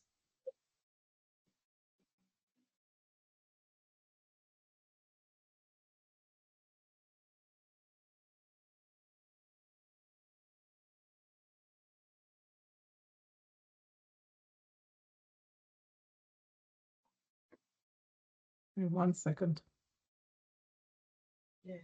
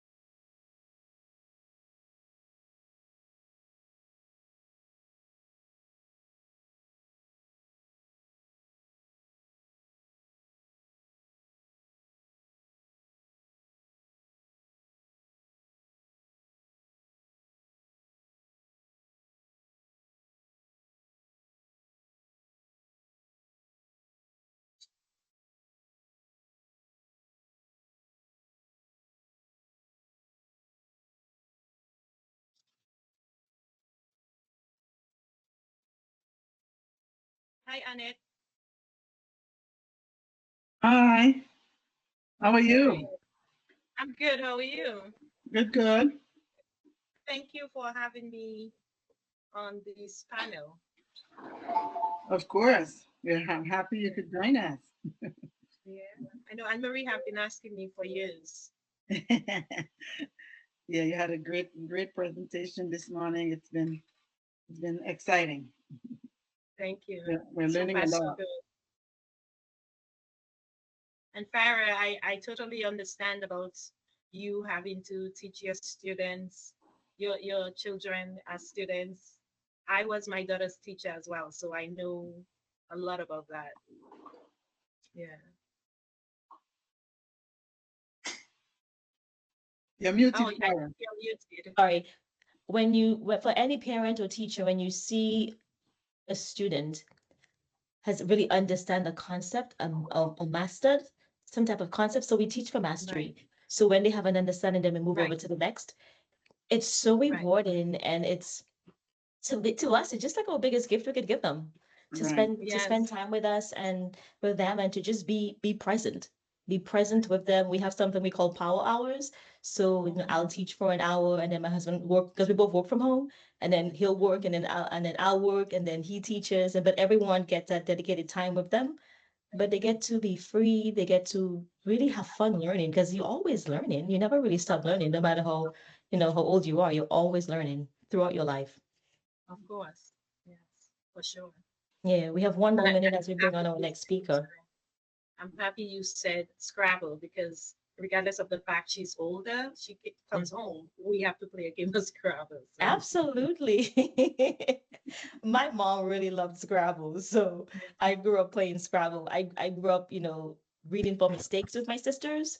oh yeah, So you never wanted to make a mistake because the next person would have to read. And so my sister being a writer and a poet, I grew up with a love for learning, going to the libraries, and I pass it on to my children. So we go to library every week, and it's just fun. It's fun yeah, learning. I really enjoy teaching. I enjoy teaching my kids and traveling with them because they're not going to be that yes, age for forever, and then we'll be adults together, and then they'll be right, teaching me new things, and so it's a beautiful partnership. yes, Beautiful partnership. yes, Anne Marie can tell you because Anne Marie's kids are much older, than mine, and it's just like they're in their 20s, and you go, oh, my, it's 20 already? Like, time goes by quickly. And only Andrew can tell you, like, seeing her students coming back, and you're like, that was one of my students. Like, Maria was one of Leandra's students. And how Mhm. beautiful is that? Now she gets to work with Maria in this capacity. And I think it's now 10:05 my time. So it's now back to get back to the program. So I call on Maria now to introduce Leandra Lander. Yes, of course. Good afternoon, everyone. Welcome back. I hope you all had a refreshing lunch break and are ready to engage with our next sessions on reimagining educational equity. It is with great pleasure that I introduce our next speaker, Leandra Landa. Driven by the poignant verse, I can do all things through Christ who strengthens me, Leandra Landa embodies hard work, determination, humility, and greatness in every aspect of her life. She is a geography educator for 19 years at the Convent High School in Dominica. She holds a Bachelor's of Education from the UWI Mona campus and a Master's of Science in Project Management from the UWI Global campus. In 2007, she captured 4 pageant titles, including Miss Dominica, Miss Carnival, Miss Caribbean Culture, and Miss JC's.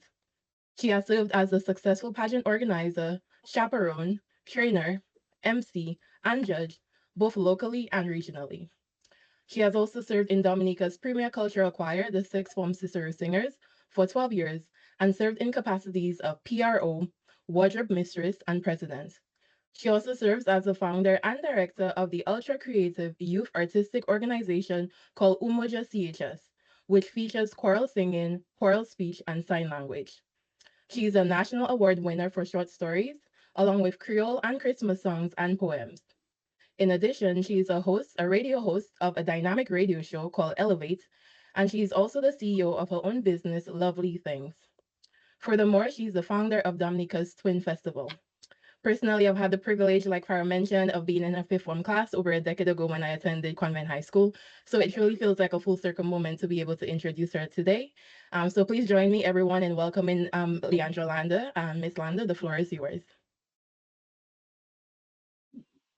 Thank you, everybody. It is really a pleasure.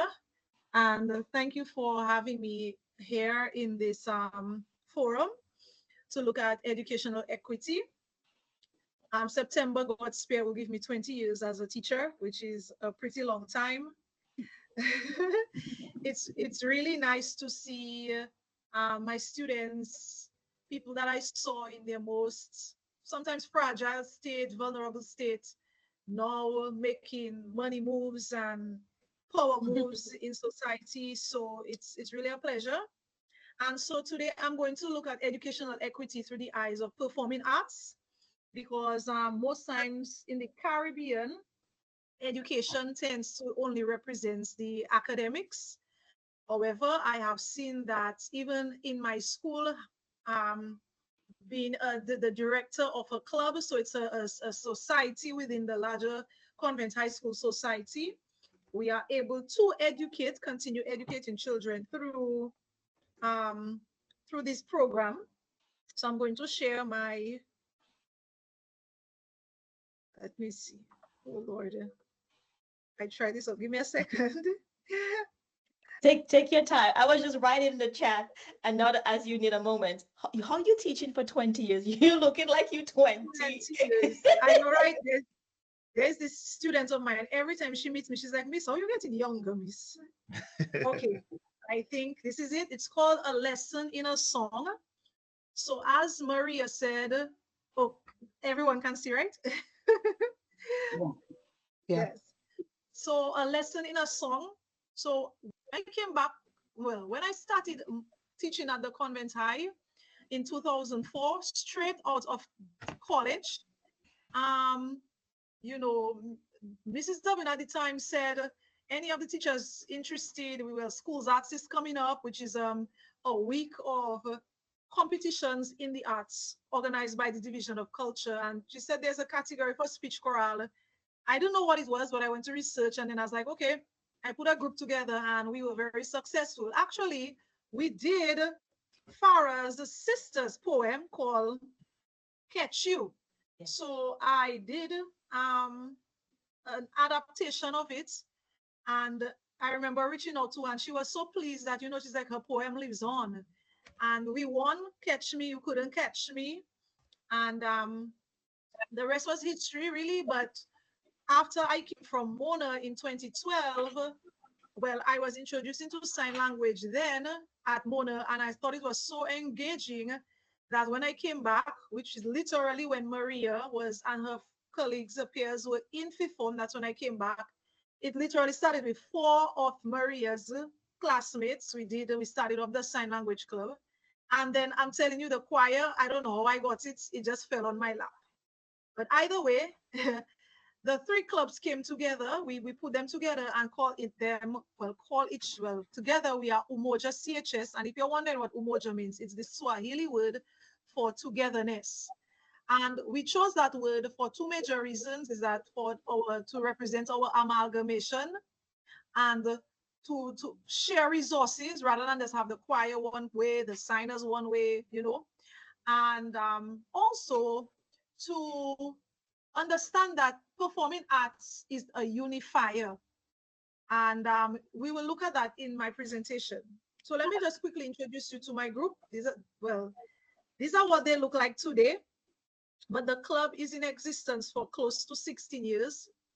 And I'm going to share 3 videos with you, clips. I mean, I cannot talk about performance and not share performance. And the videos are going to point to certain things that I'm going to speak of a little later in this presentation. So I hope you please.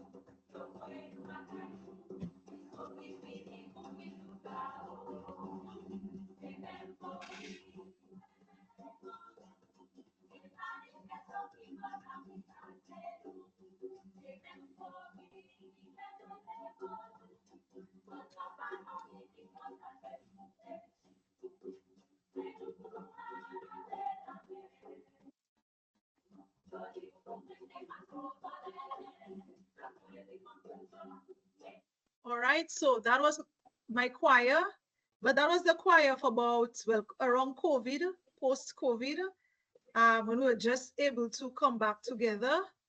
It's a song that I wrote, and in the video, there's Mr. Ismail who works with me, who has been very supportive of the choir and students. The next is the speech choral, and they're doing us a short part of Whitney Greenaway, who is Dominican living in the US. She's a writer, a performance poet. She's really awesome. So this is of, again, a few years ago. And in all this dreaming and living, I challenge you to never forget the calypso you come from. Remember that you come from a land where it's both ocean and sea. Learn when to be sand and when to be stone, when to be river and when to be lake, when to anchor and when to float. Trust your heart.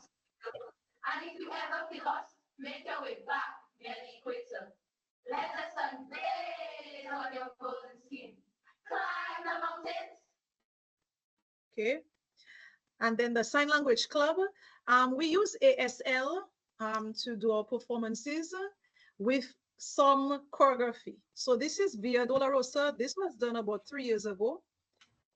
And for those who have been far from home for a while, you will see this is at the Mon. So you have a chance to get a little view of home.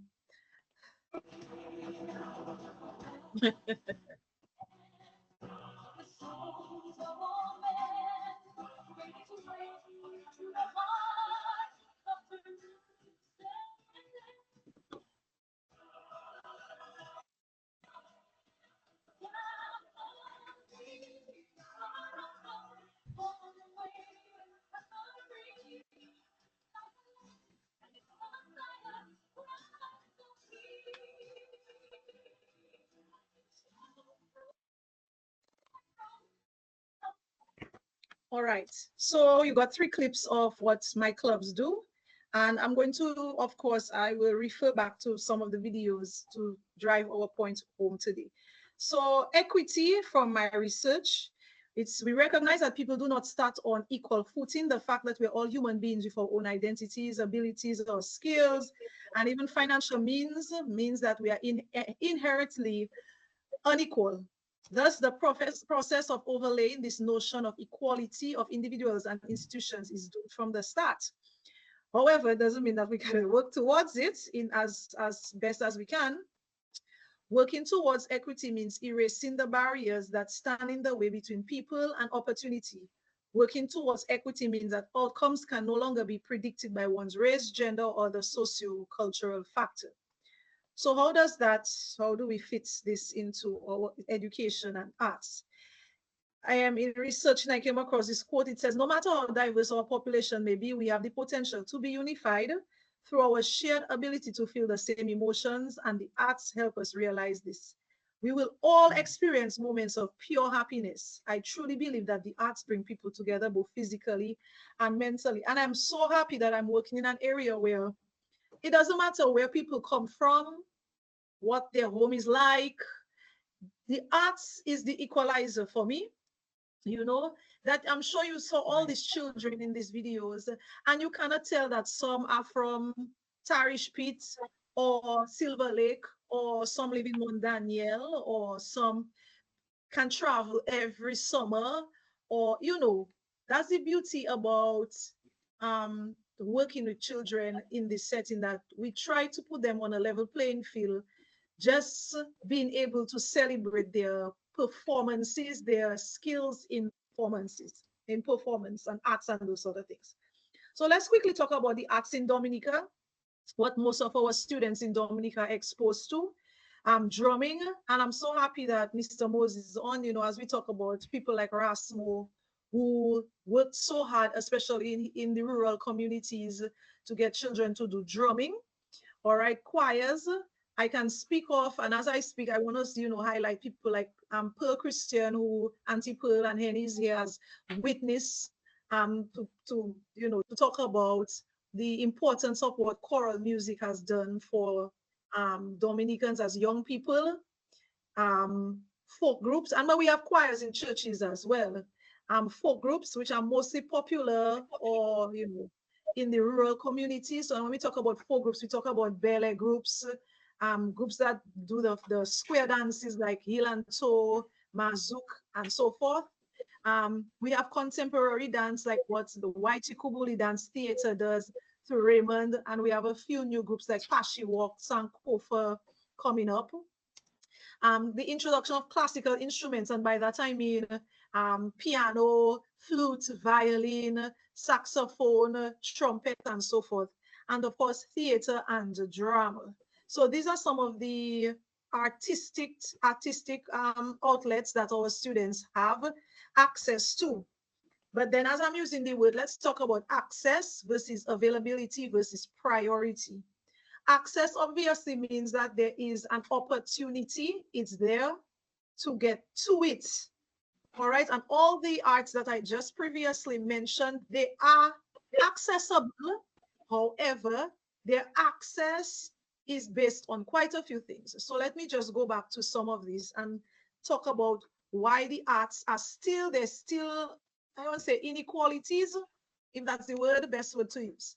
So for example, I'll be very honest, growing up as a child, the arts were not necessarily a priority in my home because my family was of low income status. So at the time, I'll be honest, maybe that is the early 1990s growing up, I wanted to play piano. That is something that I actually want. I loved music. I love music for as long as I remember myself. But a family like mine could not afford piano. And it is if you speak to any of the teachers who especially ran schools like Carey School of Music, that a lot of the students who were able to attend Carey School of Music were students of maybe middle and upper income families in Dominica and mostly in the urban areas, Roseau. Okay?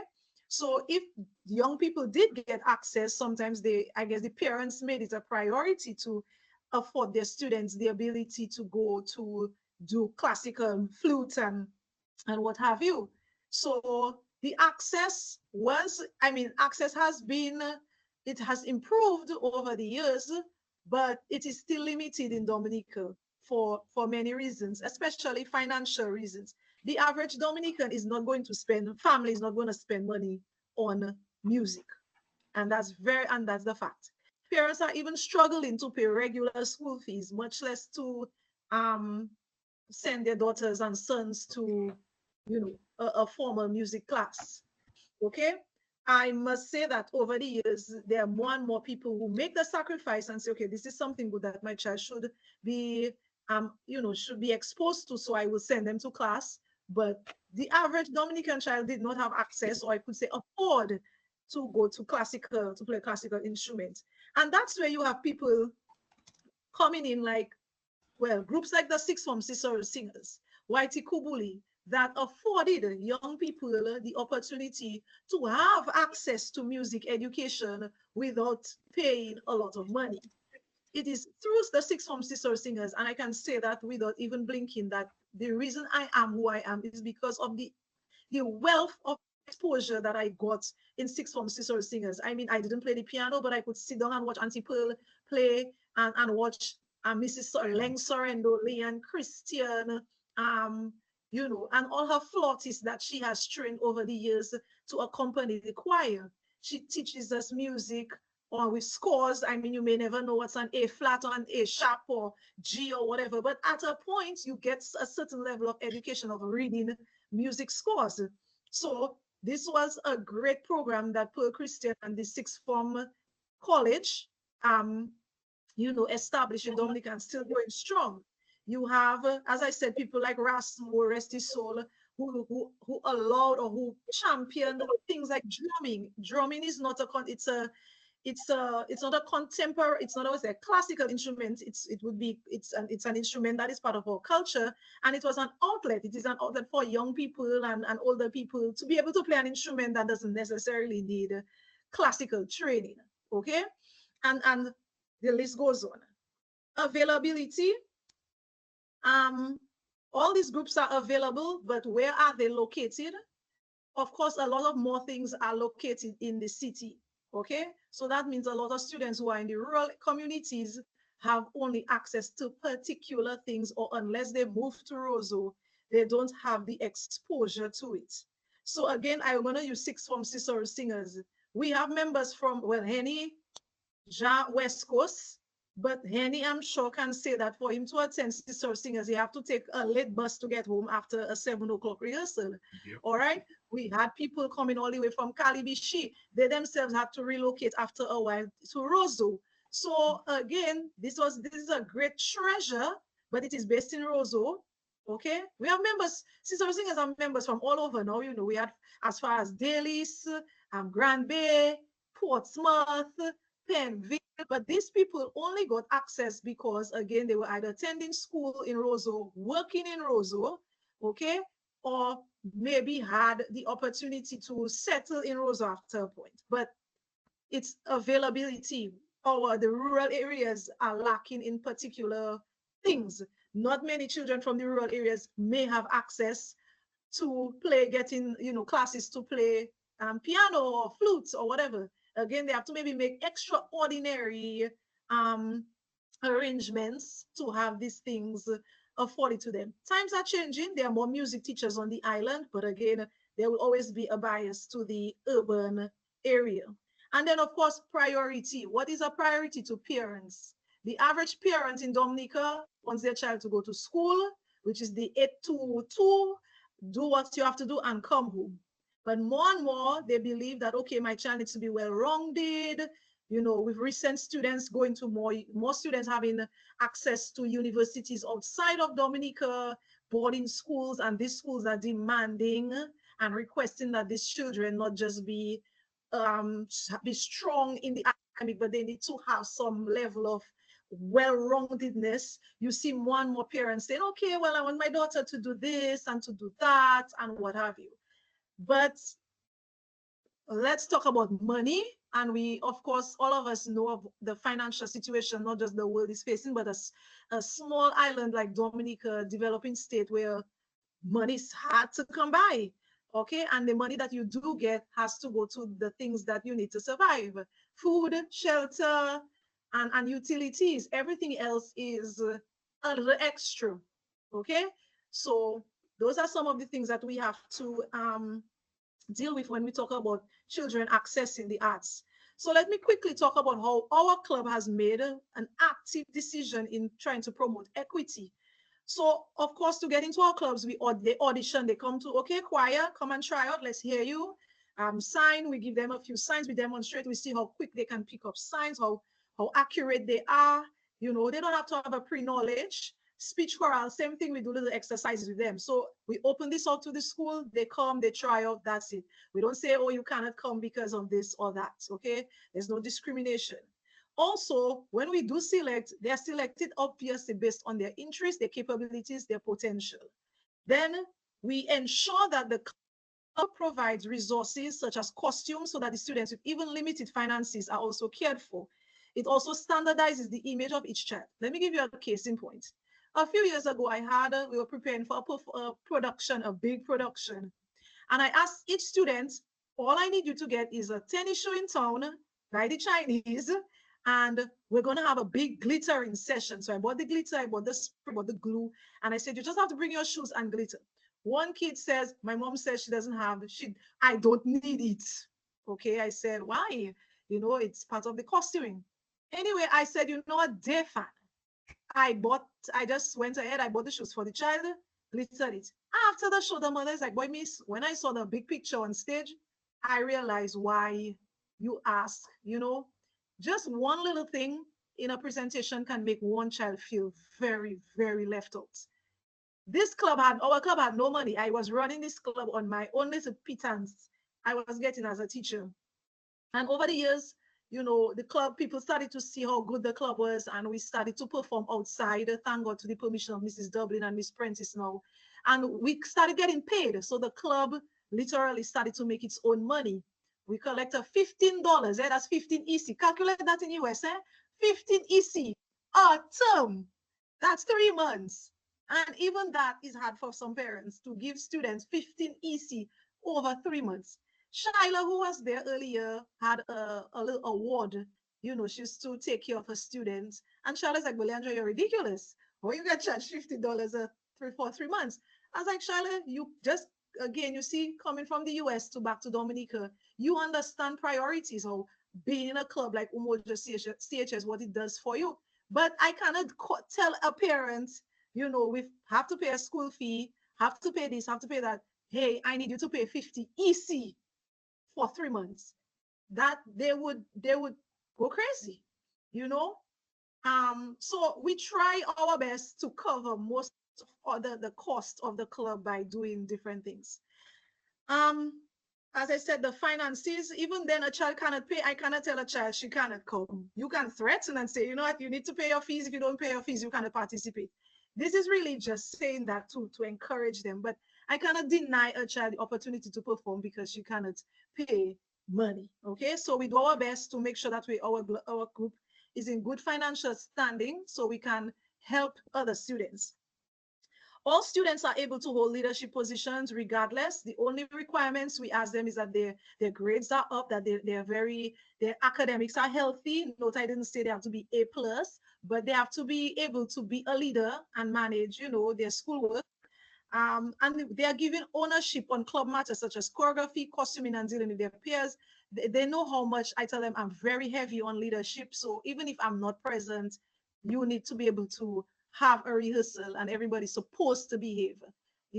This just because it's my peers, I have to be Malcase, this I have to be, they represent Miss Lander, they represent the leadership of the group. So these are some of our very active standings on how we try to promote equity in our club.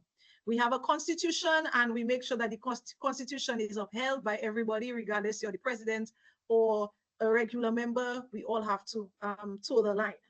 Okay, so let's quickly just look at what skills are acquired through the arts, and why I spend very long hours with this is my baby. The club is my baby. So of course, we know that any child involved in any form of arts, they are able to, their brain activity is stimulated. And it says that at dancing, which we do a lot in choir and sign language, that it helps with spatial awareness. It helps them in coordination. It helps them in, fine motor activities. Okay. Hand and eye-hand coordination. Okay, in one little research, it says that, for example, if you're doing music like we do mostly in choir, it says that, your right brain hears melodies and pitch and those sorts of things. And then their left hemisphere is when you're actually reading the music, learning to differentiate between keys and so forth. Okay, so it shows that their brain, of course, is stimulated being part of any form of arts, music, dance, playing an instrument. Your brain is on overdrive, which is good because we know that we're getting through an era where the students are doing less and less thinking for themselves. Before we had to read and create our own images when we read a book.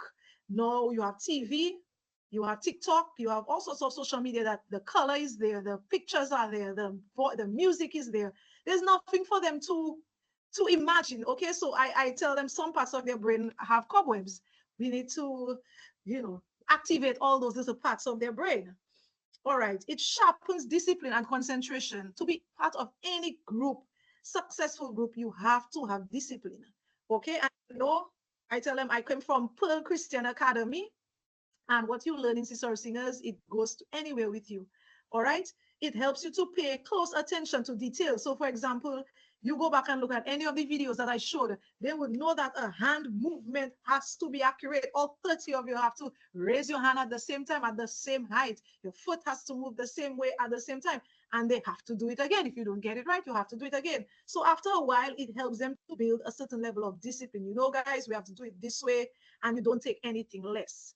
All right, paying attention and concentrating. Again, as a teacher, during the 8-3, I can tell how their concentration levels are decreasing very quickly over the years.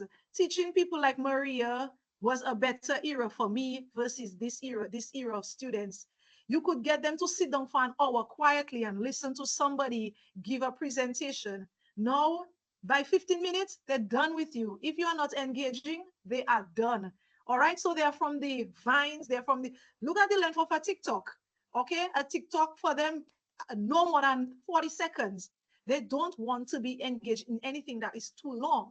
All right, so now being a part of a group, I told them, well, you better believe for the full hour we're doing a rehearsal, you better pay attention.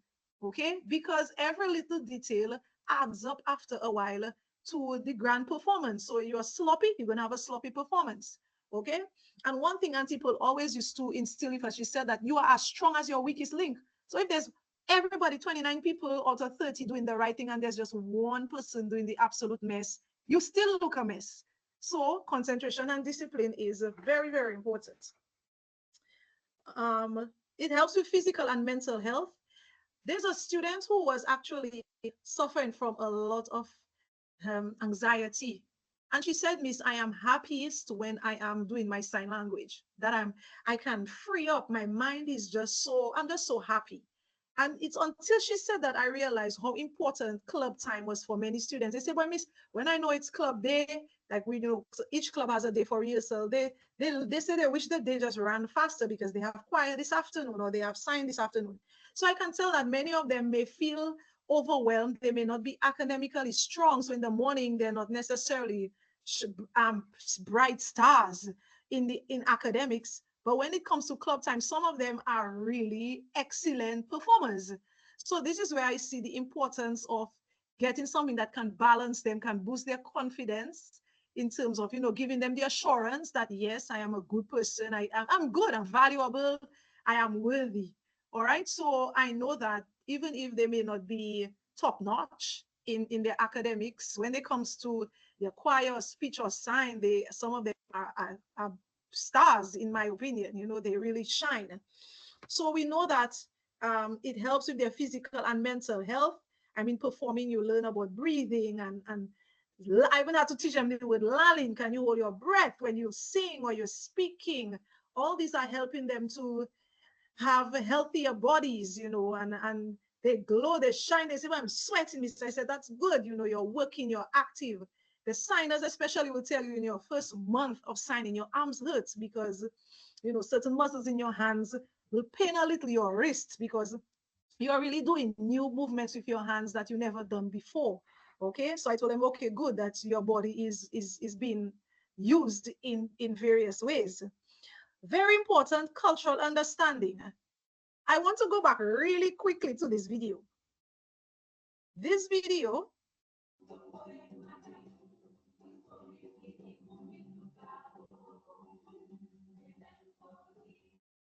good, mem COVID.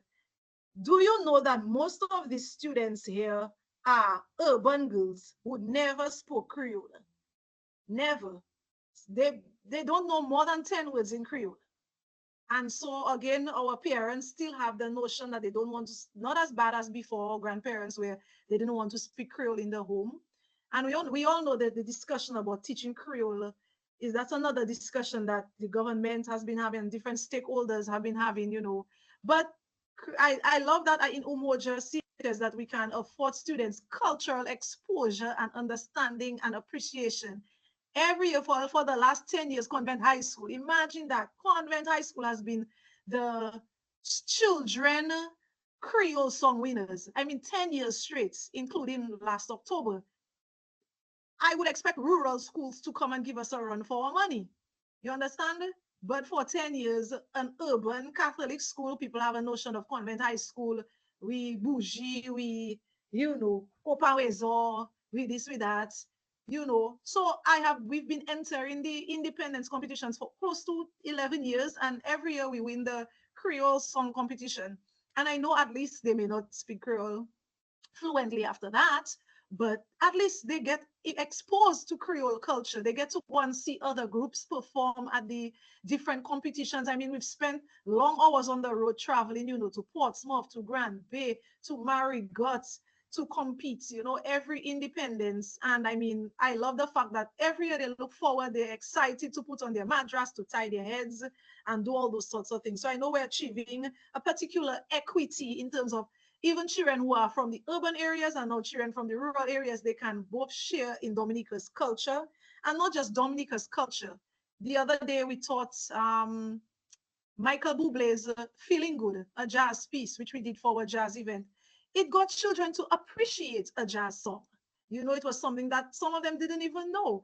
I told them, you know, we are so exposed to things like bouillon and calypso and soca all the time. Let's listen to other forms of music. So they do get exposed to different cultures all together at one time. Quickly, I'm coming down to the end. Collaboration and teamwork. Um, they as groups, they understand that they need each other, and without the other person, we cannot succeed. So this club is heavy on collaboration and teamwork. Okay, it fosters, and we love that people feel a part of it. Henny's there again. I want to tell. I remember. I know if Henny remembers, but Henny remember when Auntie Pearl would give us our lines or folk lines. She would give a folk line to every member in the group. So everybody in the group had a chance to deliver some lines. Mind you, you probably was trembling to do your 4 lines, you know, but it gave everybody a sense of belonging that they could be part of the show. So crap or smoke your pipe if somebody decides to be sick or absent. But the point is, they would be looking for you. Hey, we have a show tonight. Where are you? You have your lines, what have you. The same is similarly, we do this in our group. They get solos, they get parts, so they get a chance to feel, hey, I'm important here. I need to do my job. The same with their leadership positions, from president to wardrobe mistress to secretary. Everybody has a job that benefits the group. And this is one of the last poly principles that I want to drive, which lacks a lot in our society, is building empathy and understanding that we have to care for each other. We have to be mindful that all of us are going through something, and we need to use our skills and talents and our emotions to help people to be people. Okay, they have to understand that there are days I am not okay. There are days I have to understand that they're not okay. And I have to appreciate that. Today, I cannot get 100% from you, but I still need you to show up.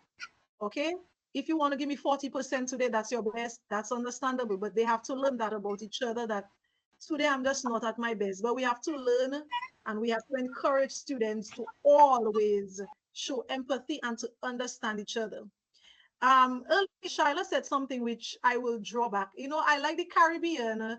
When we talk about uniform policies, you know, people from the US and Canada, where it's been liberated, where it's not a lot of schools using uniforms, unlike Dominica, where both public and private schools use uniform. What I love about uniform is that you cannot tell in that white and blue they wear. I cannot tell on that day who is from a wealthy family or who is from a poor family. The uniform equalizes everything. And that's what I like to do through my group, that I want people to feel that when they're here under this umbrella of Convent High School or the umbrella of Umoja CHS, nobody cares about where you come from. It's what you present while you're here, who you are here. It's not that we don't care about your background, you know. We understand that all these different things working in the background make you who you are. But we have to understand that when we're in this space, when we're rehearsing for that hour, or when we're on stage for that 15 minutes or whatever, all that matters in this moment is you as that person being your best as a performer. And that is why it is extremely important to me that hell or high water, I find money to make sure that each child has costumes.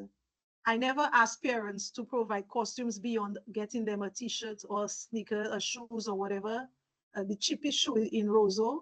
But we try to make sure that every child, when she goes on stage, that she looks gorgeous. Okay, so that is one of the things that is our making sure that everybody looks good, that their child doesn't have something, their world falls apart. Quickly, let's talk about our challenges. I'm going to talk about my challenges as a choral director, and I think it extends to most creative groups in Dominica. Unfortunately, the arts culture in Dominica is important, I think, in word, in mouth. It's yes, culture, but it is one of the areas that receives the least financing. And it is sad that any event there is in Dominica, music plays such an integral part of it. A conference is coming to Dominica, they want performers. You have an opening ceremony to something, you want a singer, you want a dancer, you want, however, the financing of cultural events is not a priority. I'm not saying that money doesn't go towards it, but I have seen firsthand how cultural groups don't receive as much respect and support as they should. And for that reason, I don't make anybody play around with my students. If you want us to perform, pay them, not just because they're children, you try to take advantage. We give you a top quality performance, pay them for their time and their effort so that they can see the importance of their work, see the importance of themselves, and even feel that if they want to go into entertainment in the future, that it is something that can be a career for them. So limited funds. We always have to seek sponsorship for activities. So far, I mean, we do get support, but it's not the most, it's not the biggest and brightest, but we do with what we have, we may have to take a skirt and make a skirt a sash. You just have to be creative sometimes or a head tie, but we make it work. We make it work, but it's one of our biggest challenges. And I can stay here and say thank you to the High for supporting us, Umoja, as well this year. So thank you very much. I'm happy that I have the forum now to say thank you for supporting us. We had our jazz event earlier this year, and you played a very integral part in helping us get some of our items for our show. Of course, the financial atmosphere in Dominica, and we do not really stress our school too much for money because our school itself has its own financial challenges. Limited human resource. I think of myself, there are teachers who assist in teaching music, such as Mr. Akim Ismail. I also have Dr. Mary Pascal Afana, who is now the director of Cicero Singers, who comes every week to help teach the choir. But I also feel that, we need to have a point where we can have somebody beyond myself who can assist, because the day I decide to leave, I'm not sure what's going to happen. The lack of support. And I say that lack of support because, again, to some people, the arts are not that important. Why your choir is not such a big deal. In my eyes, my choir, my speech, my sign is a big deal to me. But for some parents, it's not a big deal to them. The child in the choir, so what, So yeah, and there are parents that think that way. There's some parents, for example, I can say Mikel Henderson is an Umoja parent, and Mikel knows how important music is. So her daughter is in there and she lends her full support. Parents that this is not a big deal, the child is in the group, and that's as far as they will allow. So to see them, to hear from them, very limited. And lack of support, you would write to certain entities for support when we're having our productions. We didn't have one this year per se, but even writing to corporate sponsors, the lack of support, doesn't really help us much. But as I said, we do what we do, and we are very happy with what we have. And I just thank God for the grace to be able to teach children using the medium of the arts, not just teaching them the skills of signing, choir, and speech, but I know that they're learning a lot more, in terms of, as we said, teamwork, how to be more empathetic towards your peers, and the long list that we look at. So this is all I have to say about in terms of equity. I think we have a long way to go in Dominica if we want the arts, and I'm going to just end with these 3 words again. Access. Do children have access to the arts? Many schools have introduced visual arts and performing arts, the VPA through CXC, which is very good. So they can do painting, they can do theater, they can do music and so forth. But again, it's access to groups in their community. Okay, not many, and many groups are dying off in Dominica because people are migrating or people are just not interested or committed. Okay, availability, does it exist? Is it there? If a child wants to do something, can she get access? Is it available to them? And of course, priority from the top to the bottom. Where do we prioritize the arts? It may not rank #1 with agriculture or what have you, but we have to pay attention to the arts and the role it plays in the development of a country. I see it, I breathe it. And so I hope that, one day in Dominica, we will see the importance of, you know, I thank the cultural division. They're doing a good job in trying to train people to play things like the accordion, and they have offer classes for children, in different things, even ballet now, which is great. You know, I love the fact that the cultural division has partnered with so many people to introduce different performing arts for students. That's excellent. But again, it's in Roseau, yes. So our students in the rural communities are, they are denied some great opportunities until some of these things can be set up outside there. All right, so that's it for me. I finished. Yep, yep. Leandro, I want to just thank you first for being a part of the fundraiser today. It was our honor as the board to really support you. When you reached out to me, I reached out to the board. Henny spoke very highly of you. He's like, Leandro's my girl. I want to say I'm going to vote for Leandro. But what you do in that convent is creating that safe space for young children, young adults at this crucial age where they're transitioning. Thank you for making it where they can be themselves, where they can be leaders, they can learn so many skills that really helps with lifelong learning and really setting them up for success. So you've created this equitable space where with uniforms, they don't have to feel left out. They can feel just like another group member, even if they want to tell them, I don't have money, come on there. They didn't have money, which I'm sure you deal with that a lot, managing parents and really letting them know the importance of them being a part of this group.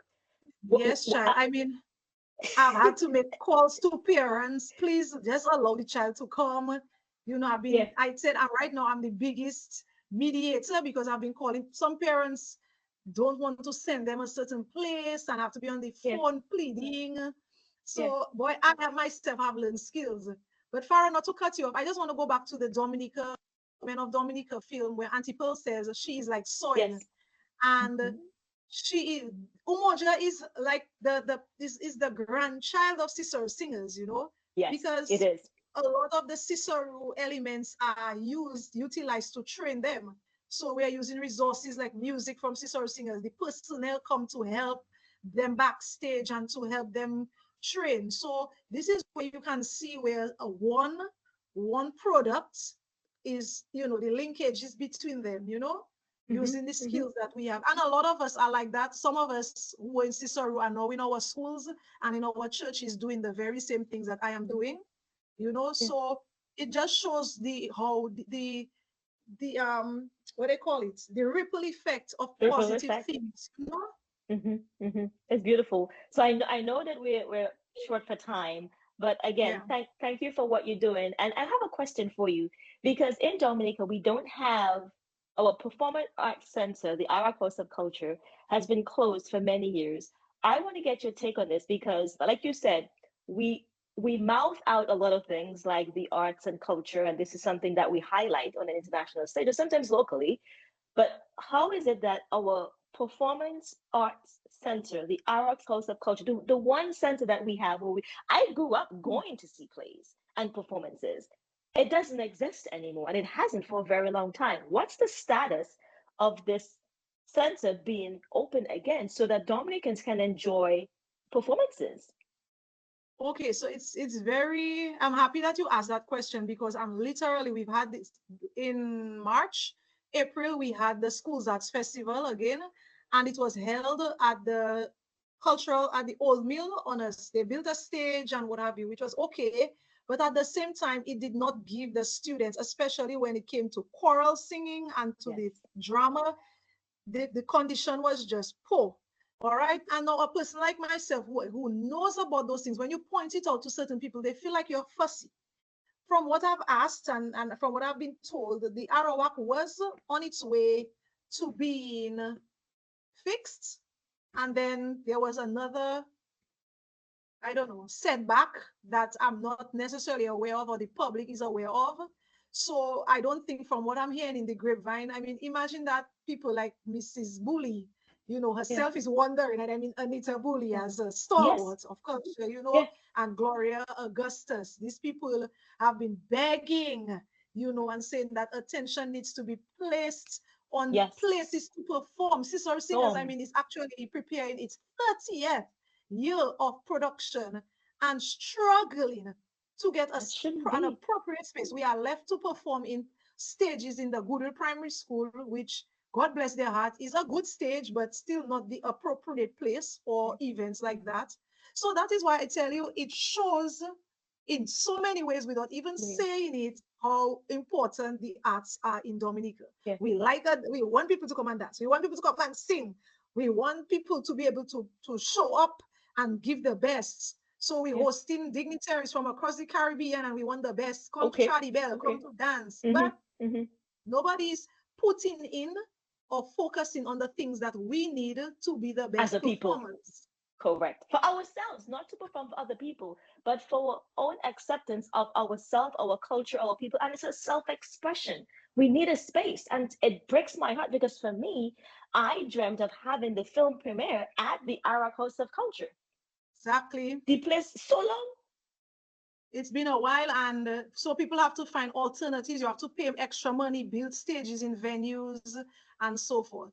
Somebody asked a question. Are the Coast primary students currently at convent? Yes, it is. Umoja CHS is a convent high school club.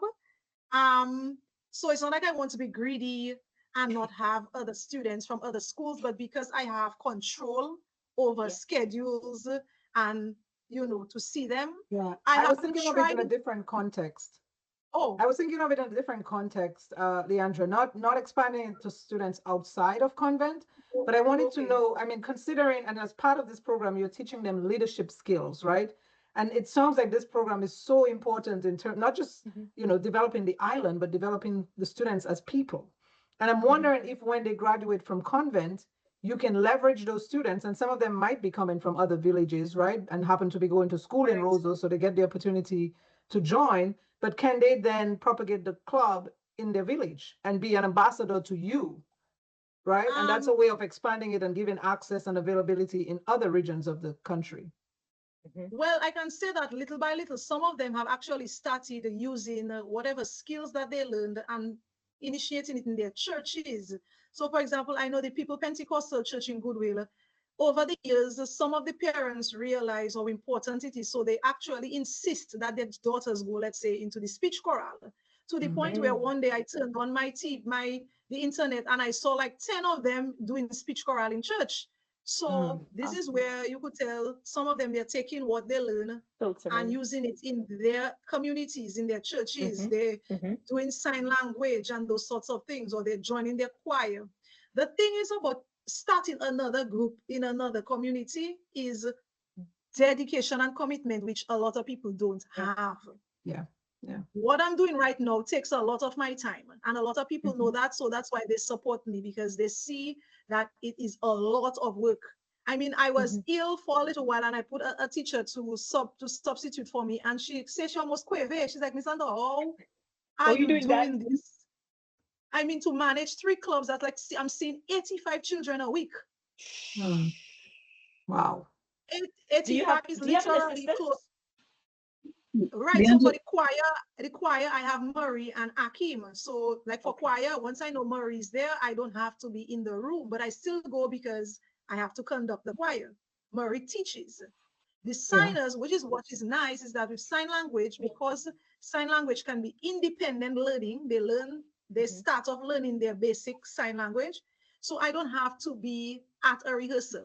I said, okay, we have to sign the Lord's Prayer. They know how to research their signs, so they can do their own independent work. The speech chorale, similarly, they have a poem. They say, okay, hey guys, let's try to deliver this poem sometimes, but you always need an adult in the room to make sure they stay on task. But it's mostly me. There's a question, Leandra, from Hermia Corbett about the role of the youth division, and can they, especially during the summer, can they assist in having these, summer programs in the rural communities? Well, I guess they can, but I'll be honest with you, the problem with doing some of these summer programs, which they do, off and on, is resource people. And let's just say we have come to a point in Dominica where nothing is free anymore. People want to get paid for their time. And sometimes the amount of money available to have these summer programs are not available. But they do, but they more do it in things like skills such as sewing and so forth. But, other little skills that children can learn.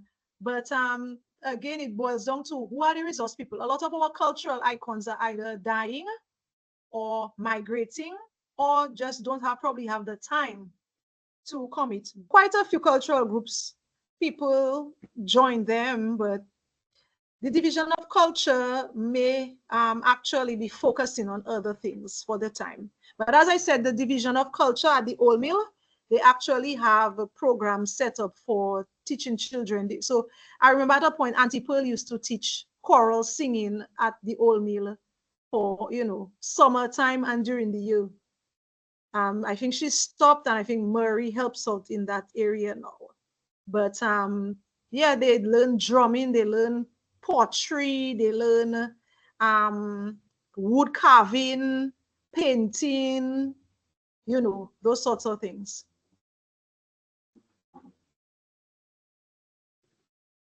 So yeah. Thank you. Thank you very much, Leandra.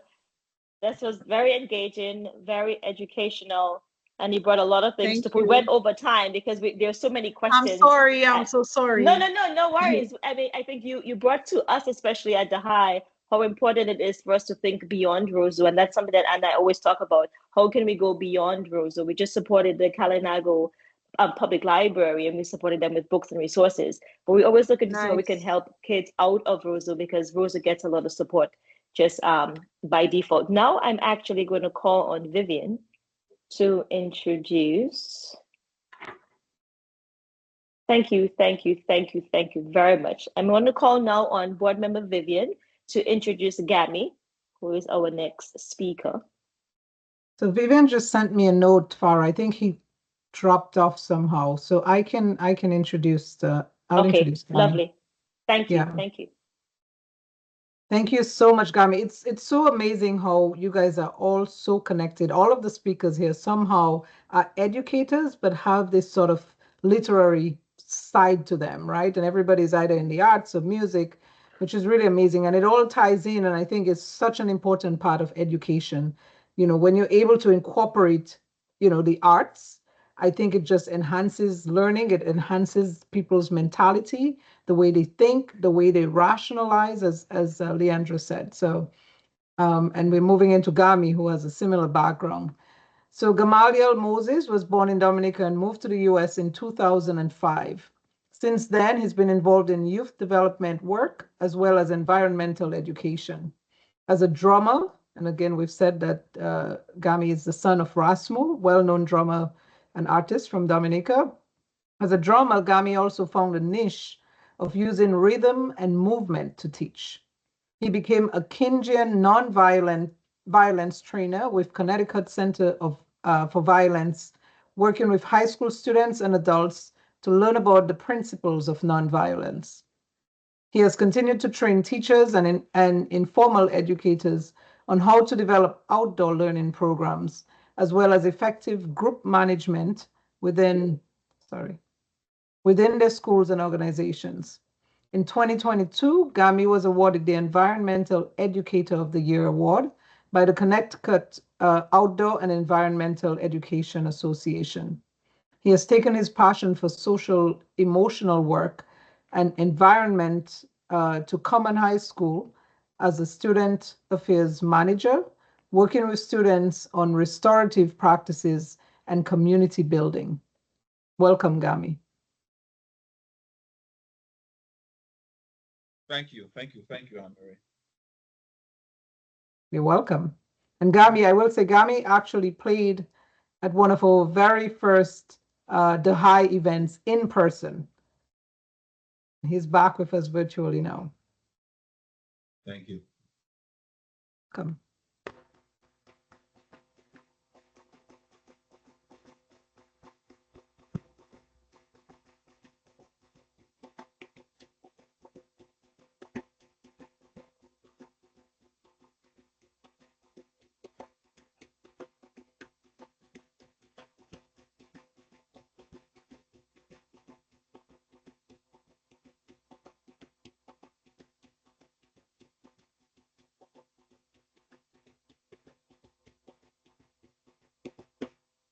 Fishy, fishy, fishy, fishy, fishy, fishes.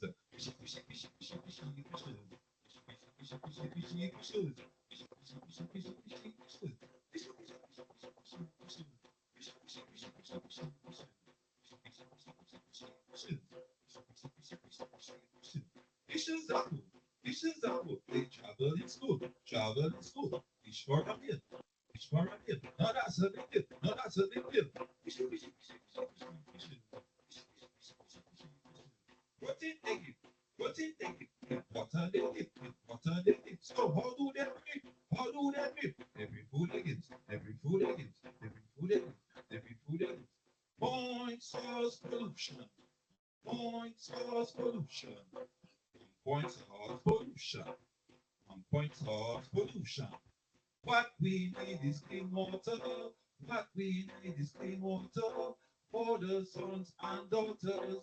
For the sons and daughters. Chemicals leaking into water. Chemicals leaking into water. Tell the factory that's not great. Tell the factory that's not great. So don't throw trash on the ground. So don't throw trash on the ground. Because it might end up in Long Island some. It might end up in Long Island some. Clean water is what we need. Clean water is what we need. Let the fishes breathe and breathe. Let the fishes breathe and breathe. Bio magnification. Chemicals and their concentration go up. Go up. The protein stop. Bio magnification. Chemicals and their concentration go up. Go up. The protein stop. Plankton soaks up the chemicals. Small fishes have them for dishes. Then comes along big fish. This fish, osprey, is overhead. Next thing you know, the fish is dead. It gets bigger. The problem gets bigger. Bio magnification. Chemicals and concentration. Thank you, Gami. It was a little low, but we still got a good piece of it. Was a little okay. Sorry about that. Yeah, no, that's okay. I understand it. It's the way you would turn too, but that's fine. We heard some of it. Okay. And I know you're going to talk too, so we'll learn more about it. Yeah. So why just so like you mentioned, I use drumming and rhythm and movement to teach science. So what I did was I took the state standards and the city standards for science, and I developed curriculum around hands-on rhythm and movement to teach about topics like water, food and the environment, trees, and so on. So using music in order to do that.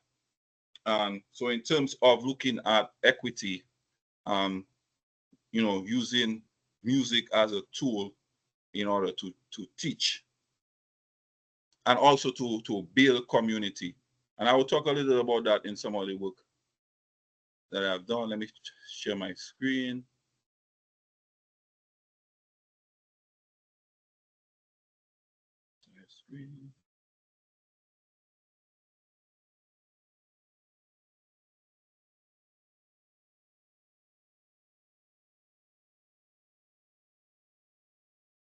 Oh, here we go. All right. Coming. Yep. All set? We can see your screen, but we're seeing us, not your presentation yet. Okay. Yep. All right. So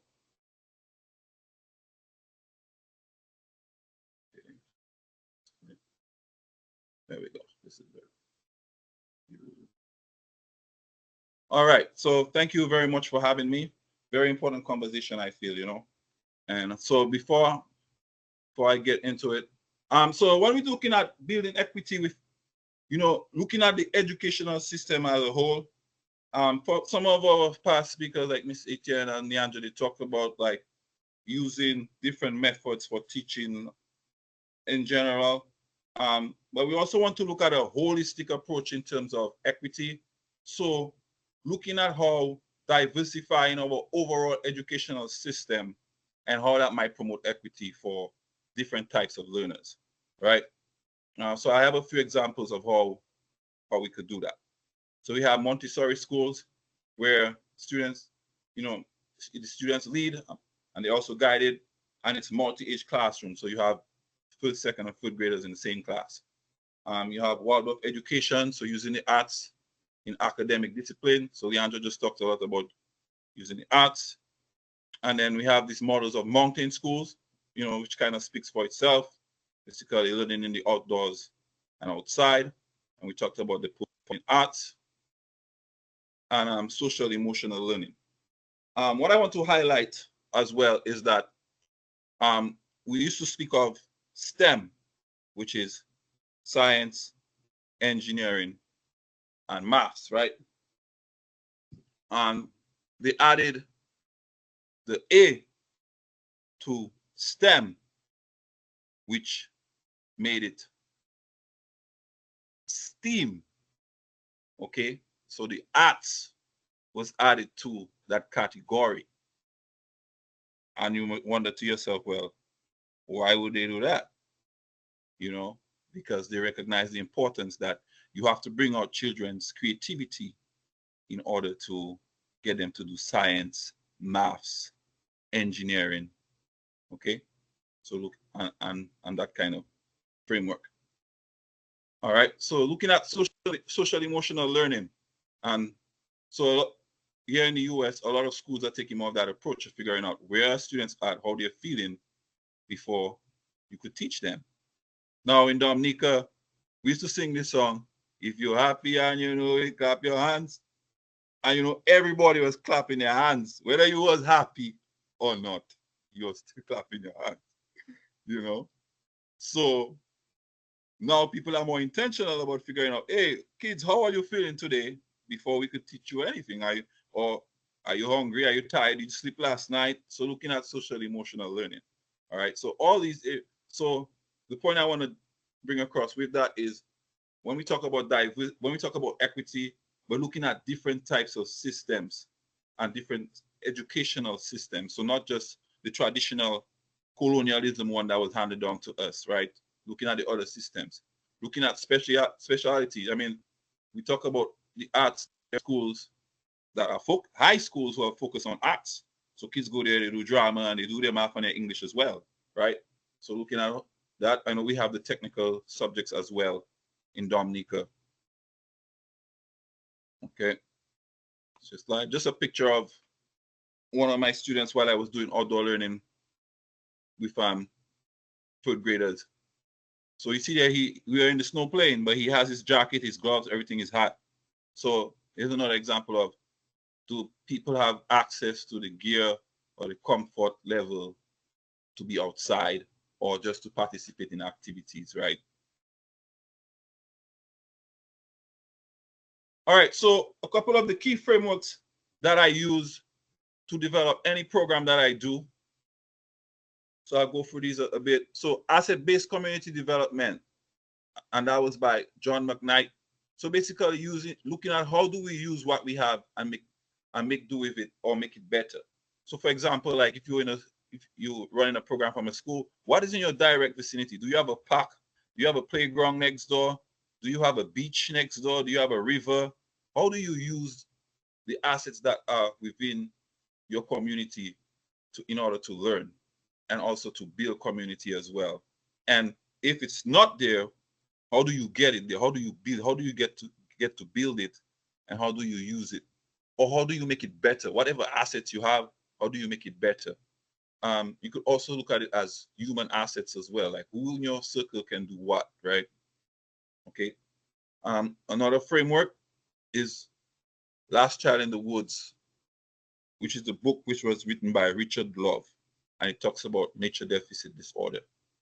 Okay, nature deficit disorder basically states that because our young people are not spending as much time in nature, that is affecting their social development and other areas and their mental health and so forth.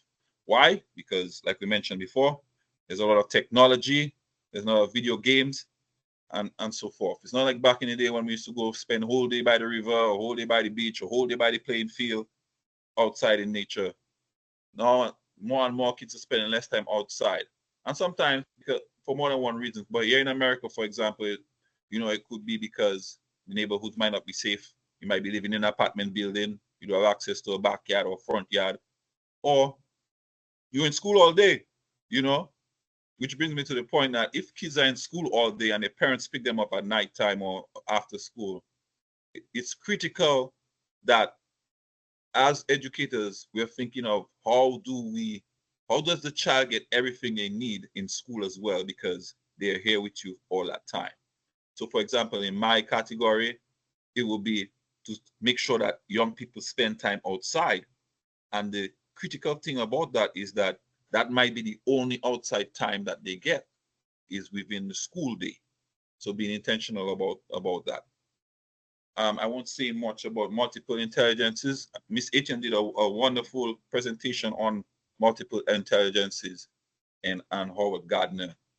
In my line of work, I focus on the musical intelligence and also the natural intelligence and kinetic, right? Moving bodily.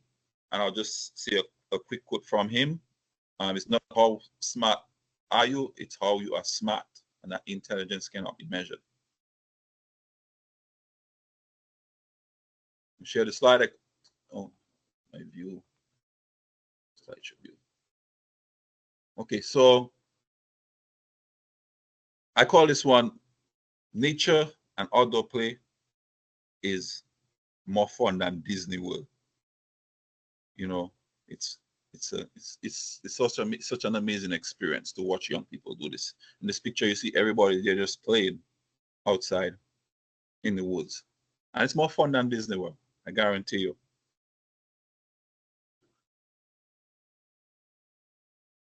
Okay, so looking at some other resources and frameworks as well.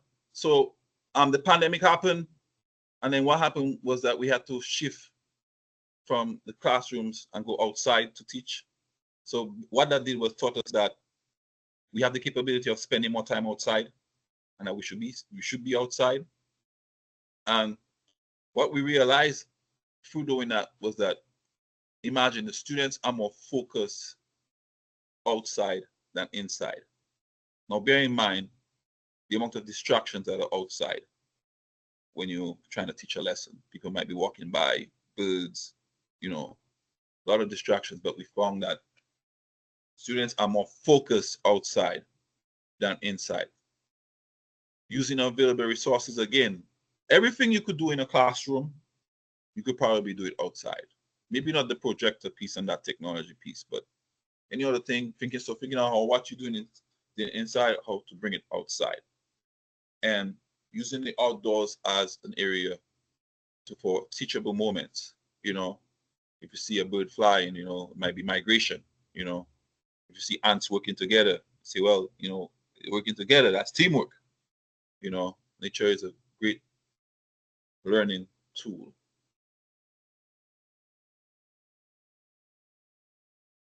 Okay, I'll move on. Share a couple of pictures. There's just pictures of programming, you know, and then talking about progression as well. Some of these students, I started working with them on the school compound and teaching them how to walk in a line before I could take them out in the woods. So looking at progression, how do you progress from one level to another? All right, just some quick tips on intentional planning around like taking young people outside and using outdoor spaces. And again, you know, if we're looking at equity, we're looking at like, you know, providing spaces outside for young people so that they can learn, okay? And using your available resources, right? So it's easy to go outside, all right? So safety first, making sure you have first aid kits, always have extra gear, make sure you create time for them to play and have fun, you know, and fill it with joy. It's always magical to do something for the first time, right? Everybody remember the first time they ride a bike, first time they went fishing, first time they went on a hike. That's magical. But also with that magic comes a level of care as well, because you don't want to traumatize young people when they're doing something for the first time. So you have to make sure you kind of balance that. So I talked about the progression, going outside for different seasons, and just being prepared. This is talk about different things that you can do to be prepared. Okay. Again, talking about equity in education. There's education models where you follow the child or you figure out where the child is at, and that's through Montessori and also Waldorf as well, but other educational systems do that. Here, the picture, you have this student. I basically set up a little area. He was drumming. I basically set up a little area for him to play his instruments on the side. I say, you know what? We need a music wall for them children, man. So fast forward, we built them a music wall. They can play music outside.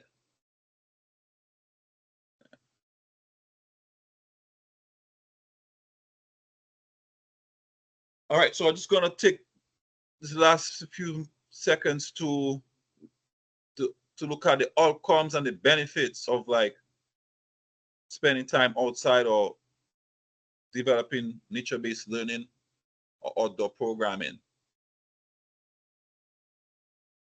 Okay, so it helps in developing your social and problem-solving skills. They learn how to be outside. They're more happy. It reduces stress, improves their memory and attention span, improves their focus. They're more healthy. It's relationship building, creating time to do that. They have more respect for the environment and nature, taking care of plants and animals, and outdoor spaces being a stepping stone as to take kids into the woods or by the river and so forth, and learning how to follow directions and growing in confidence and risk taking. And yeah, that's it. And my contact information, I'm on Facebook and Instagram as well, and my phone number is up here as well. Let me. Awesome. Thank you so much, Gami. This is amazing. And I one of the things that, can you hear me? Yes. Oh, now I was going to say one of the things that resonated with me is you mentioning the fact that students spend more time with you in the classroom than at home, which is the case in a lot of situations, right? Parents are at work, kids are at school, they even go to after school, and the parents are picking them up in the evening. And so as an educator, being conscientious of that and making sure that you're providing the resources, the capabilities for students, whether it's in lunch programs or taking them outside, because that might be the only time they get to go outside, because by the time they get home it's dark, right? And then that in itself is a way of really providing equitable learning, because again, recognizing that students learn by different styles, and for a lot of them, being outside and in an environment that they love makes them happy. When you're happy, you learn better, your mind is free. So I love the concept, and it sort of comes from all of the speakers today, which I think is so important. In the interest of time, Farah, I'm going to turn it on to you, or maybe turn it directly to Henny for the panel, because I know we're running out of time here. Thank you. You're welcome. Thank you again, Gami. We can still save it and put it in the chat, and we can actually get a chance to share it after the panel presentation or during the panel presentation.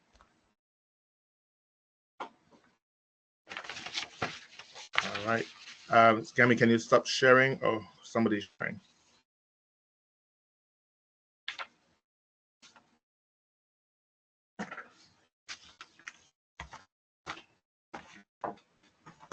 No. You're still sharing, Gami. At least on my screen. I think I'm sharing no more. No. Maybe it's just taking time. I'm also seeing the screen as well. Yeah. It seems like it's just stuck. Is it frozen? It might be frozen. Yeah. Right. Maybe it will go away. Let's. All right. So, okay, I still see. Let's see how we can. Yeah, I'll pin the panelists and you can go ahead, Henny. Okay, cool.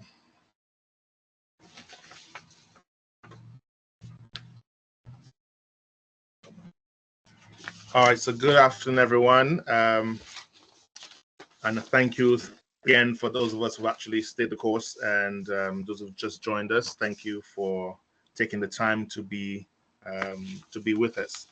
At this point, I would like to introduce the members of the panel. So we have three members of the panel, but I'm going to start off with one of the members that who's not yet been introduced, and yes, there we go. And her name is Dr. Sarah Owen, and Dr. Owen is the owner of Bougainvillea. Oh, hold on a second, I just shifted across to my, there we go. Dr. Owen is the owner of Bougainvillea Books and Gifts in St. Kitts and Nevis, an artsy books boutique space in which all items and events center exclusively around Caribbean creativity. She's also a career educator who has worked with the University of the West Indies in various capacities, from a tutor to a director for over 20 years, and now adds her expertise to the regional educational landscape as a consultant. She holds a BA and MA in English and a Doctor of Education in Educational Leadership in Higher Education. Her philosophy of education rests in word educer, meaning to draw out. She believes is the simple one thing that we must endeavor to do. So, Dr. Owen, welcome. Thank you very much. All right. We also have on our panel, Miss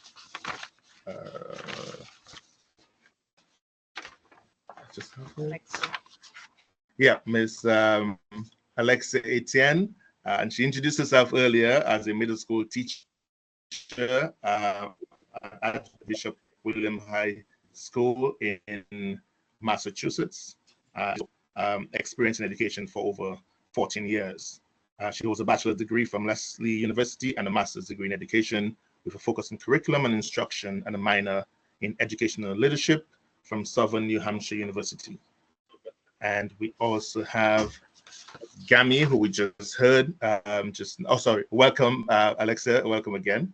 Thank we you. also have Gami Moses.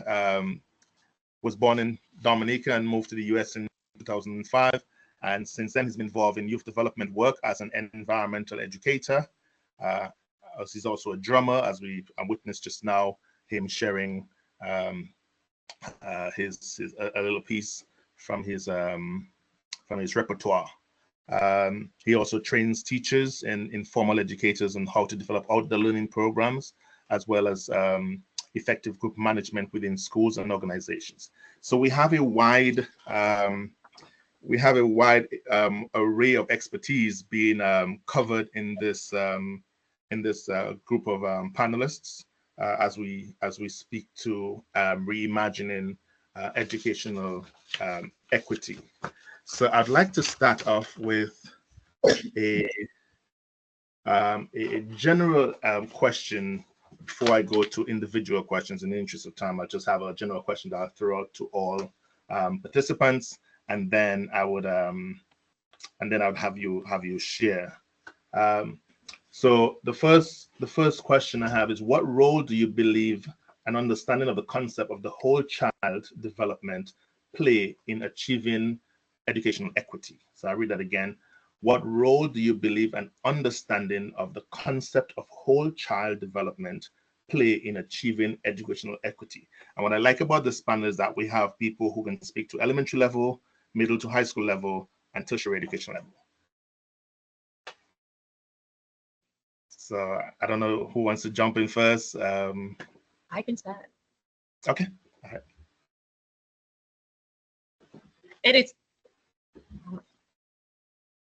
It is hard to educate a child without thinking of the social and emotional aspect of the child. If the child is not feeling well, or things are not going well at home, that particular child is not going to learn. So speaking to the whole child, learning to address the child's needs socially, physically, emotionally, creatively, intellectually is the way to go.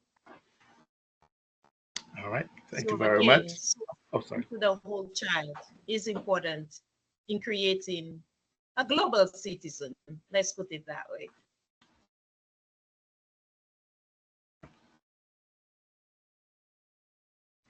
I'll jump in next. Good afternoon again, everyone. But I know that you framed the question very specifically in speaking to the child. And of course, as you said, I'm coming in from a different angle in multiple ways. One, because my career has been in higher education. So big hats off and kudos to all of those whom I've listened to this afternoon who has spent time with the younger children and with the teenagers. I think that requires a particular type of passion, a particular type of patience, and a particular type of skill set.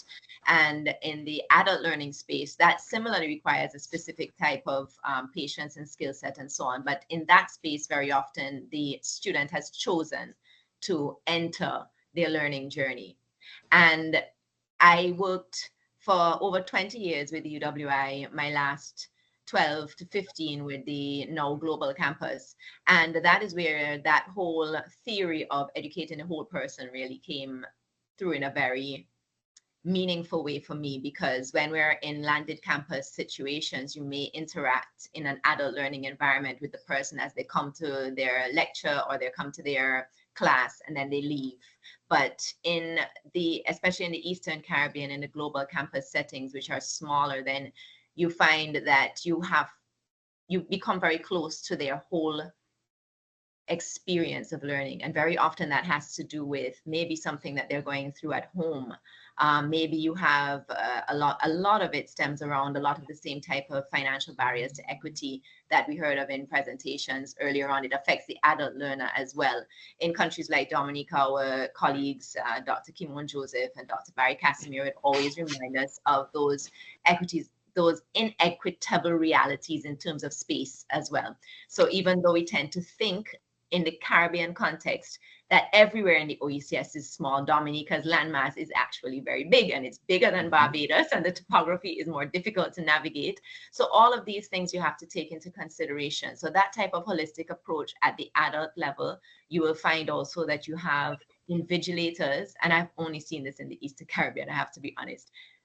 I don't know if those of you who are in the US have seen this in some learning spaces, but you'll have students who come for examinations. They don't have anybody to look after their child.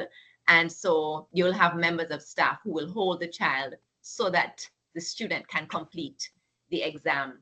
And that's an example in the adult space of how that whole approach to ensuring that you consider the whole person and how they can get from point A to B comes into play.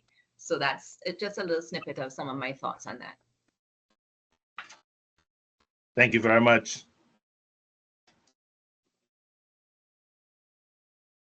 Cami, you want to share on this? Yes, sure. Yeah, I think, yeah, like the other panelists mentioned, really looking at what the needs of the young people are, right? And before you can teach them, I think and I think in that process as well, we try to do what we call restorative practices, right? So instead of like punishment, detention, and suspension, figuring out how to repair harm when students do wrong. At the basis of all restorative work is community building, right? You cannot restore or fix something if it's not there, it hasn't been built, So I think looking at the whole child, community building is one area of doing that. Is trying to figure out where the children are emotionally, So you're doing intentional community building and getting to know the students, as before you teach them or as you. And it's relationships, it's a relationship building. I think that is very important in the work, right? And that's a foundation for the work as well. Thank you. So I guess I see you guys have touched on a number of things that we need to consider if we're looking at ensuring that the whole child is actually catered for in the educational system. We spoke about the social and emotional learning. We spoke about the social, the socioeconomic status of the individual. All of those things have to play a part in you preparing to support that person. So yes, they're going through the educational journey, but you as the institution, or you as the building, or you as the facilitators of that learning have to take all of those things into consideration.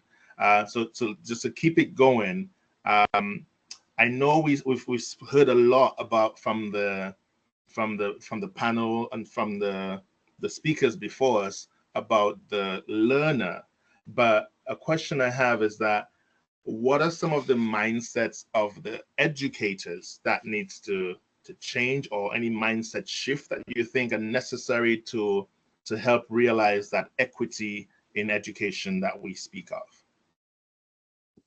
Sarah, I see you smiling. On this one? Yeah. So as you said in my bio, so just to share that I transitioned out of the formal education sector recently in the last 2 years. And I now work as an independent entrepreneur, and I do consultancy work in education, but I have a book and gift store that includes a number of events that are they're really learning events, but we try to make it cool and fun and something that people want to go to.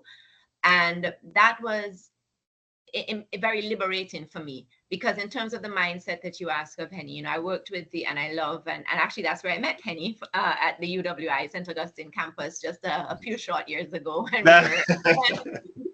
But I absolutely love the institution. I've done all my qualifications there. I worked there for over 20 years, but I found it challenging. A lot of the work, Henny, I heard you ask earlier, saying that you'd pin a question in relation to scaffolding. And that's a big part of the work that we were doing. I was the first director of the Center for Continuing Education at the UE Global Campus, and I was really trying to change policy. So sometimes people think a lot about activism as, very loud and sort of in your face and in the papers and that type of thing. But my form of activism has been to try to get into the rooms where the people are who make the decisions and try to design new policy to change a lot of those systematic mindsets, if you can call it that. But it's very challenging. So I recall, there was a particular something very simple, which would seem simple, and it had to do with the way in which we define our students. Because again, to this modern learner, we do a lot of work, and there's a lot done in Dominica in particular. They are one of our most prolific in the entire Commonwealth Caribbean in continuing and professional education. It's an exceptional site. And but our policies don't really capture properly and care for properly learners who are not degree students and so on. And I went back and forth with this and other similar policies for about 6 years. So you have to have the stamina to keep going back. They say, well, it needs to be revised, or maybe, there's not, I don't know if this is who we are, I don't know, and, this word is not legally whatever. So you go back and then you say, okay, so you either give up or you say, no, I'm going to come back again, I'm going to change the word, and then somebody else will say, but I don't like that comma or this full stop, or, it can be a bit like that.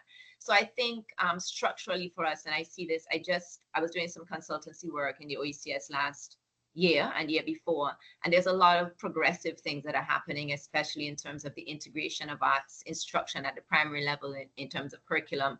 And this is all really good, but the challenge then comes into play because each of the school policies may need to be updated, and so that's where, so the teacher's mindset may be changing and evolving, but maybe the system and administrative structural framework is not changing in the same way. Thank you very much. Anybody else wants to share on that? Yeah, I just want to add a few things. Thank you, Dr. Owens, for this insightful information. I think as an educator, it's about continuing to research on the different topics surrounding equity, self-assess, self-reflect on who I am, my own biases as an educator when I step into the classroom. And again, when given the opportunity to speak up on equity during professional development, be brave enough, be bold enough to speak up on it. Yep. All right, so I have a few direct questions that I would like to just to put forward. So, Mr. Moses, one of the things that you spoke to was your work being almost, for someone looking on, it might appear to be unconventional, as opposed to the regular structured in the classroom, this and the other. And whilst you explain that your work is aligned with the curriculum, aligned with the standards, the state standards, were there any difficulties that you had being adopted or being accepted by, and I would say regular schools, if you understand what I mean? Yeah, I mean, in my early years in doing this work, I met with the head of the science department in the board of ed of my city, and he said to me, "But you all are misleading kids. Science is not supposed to be fun. You're misleading kids. Scientists are in a lab all day, and science is not something that's supposed to be fun." So I say, "Excuse me, that's your opinion on what is fun and what is not fun. That's subjective, what you say in there, So when you have people right up there and telling you things like that, and don't have that understanding, you should know what we have to deal with on a regular basis. But that's some of the challenges, people not understanding the value of using the arts and making things fun. I'm teaching the same thing that the teacher is doing in the classroom. I'm just doing it differently. We're just singing a song and dancing, and it's the same. They're learning from it, So to say that it's not, that science is not supposed to, that's learning is supposed to be a fun thing. You're supposed to be enjoying. You're supposed to enjoy going to school. Yeah. You're supposed to wake up in the morning and say, "Boy, what happened today? I'm going to school today." You're supposed to be happy because you're going and learning too. I didn't know this, but I know that, and I do it in a way that's fun. Thank you. So, Miss Etienne, I want you to kind of build on what Mr. Moses said, but with this particular question in mind. Are traditional standardized assessments a hindrance or a catalyst to achieving educational equity? And keep what Mr. Moses just spoke about, learning being fun and learning can be unconventional, and it's okay to be that. But now I'm bringing you back as an educator myself. That is something that I fight with all the time. So I want to hear your views on that. A traditional. Can you please return? Say again? Can you please repeat the question? Oh yeah. So let me just drop it in the group, and then you can see. Yeah. So a traditional standardized assessment, a hindrance or a catalyst to achieving educational equity. Your thoughts? And I'm going to drop it in the chat so that we can all see it. Yeah. Thank you. No problem. Thank you for the question. I do believe it can be both. That not all students, again, learn the same way. So to create a standardized test where it speaks to a particular group of students, in that sense, it might be a hindrance. If a standardized test is done, you may have a student or students from a different culture. And so the way the words are phrased, and I'm talking on a national basis, the way the words are phrased may be different than what they are used to do. So therefore, they're not going to do very well, even if they are aware of maybe what that particular question is asking. When I create standardized tests for my students in the classroom, one of the things I keep in mind is the fact that every student learns differently. So therefore, Mhm. some students are very good at doing multiple choice. Some students are very good with short answers. Some are very good with true or false. So therefore, or essay writing. So therefore, test for students, I definitely keep that in mind. So again, it can be, I think,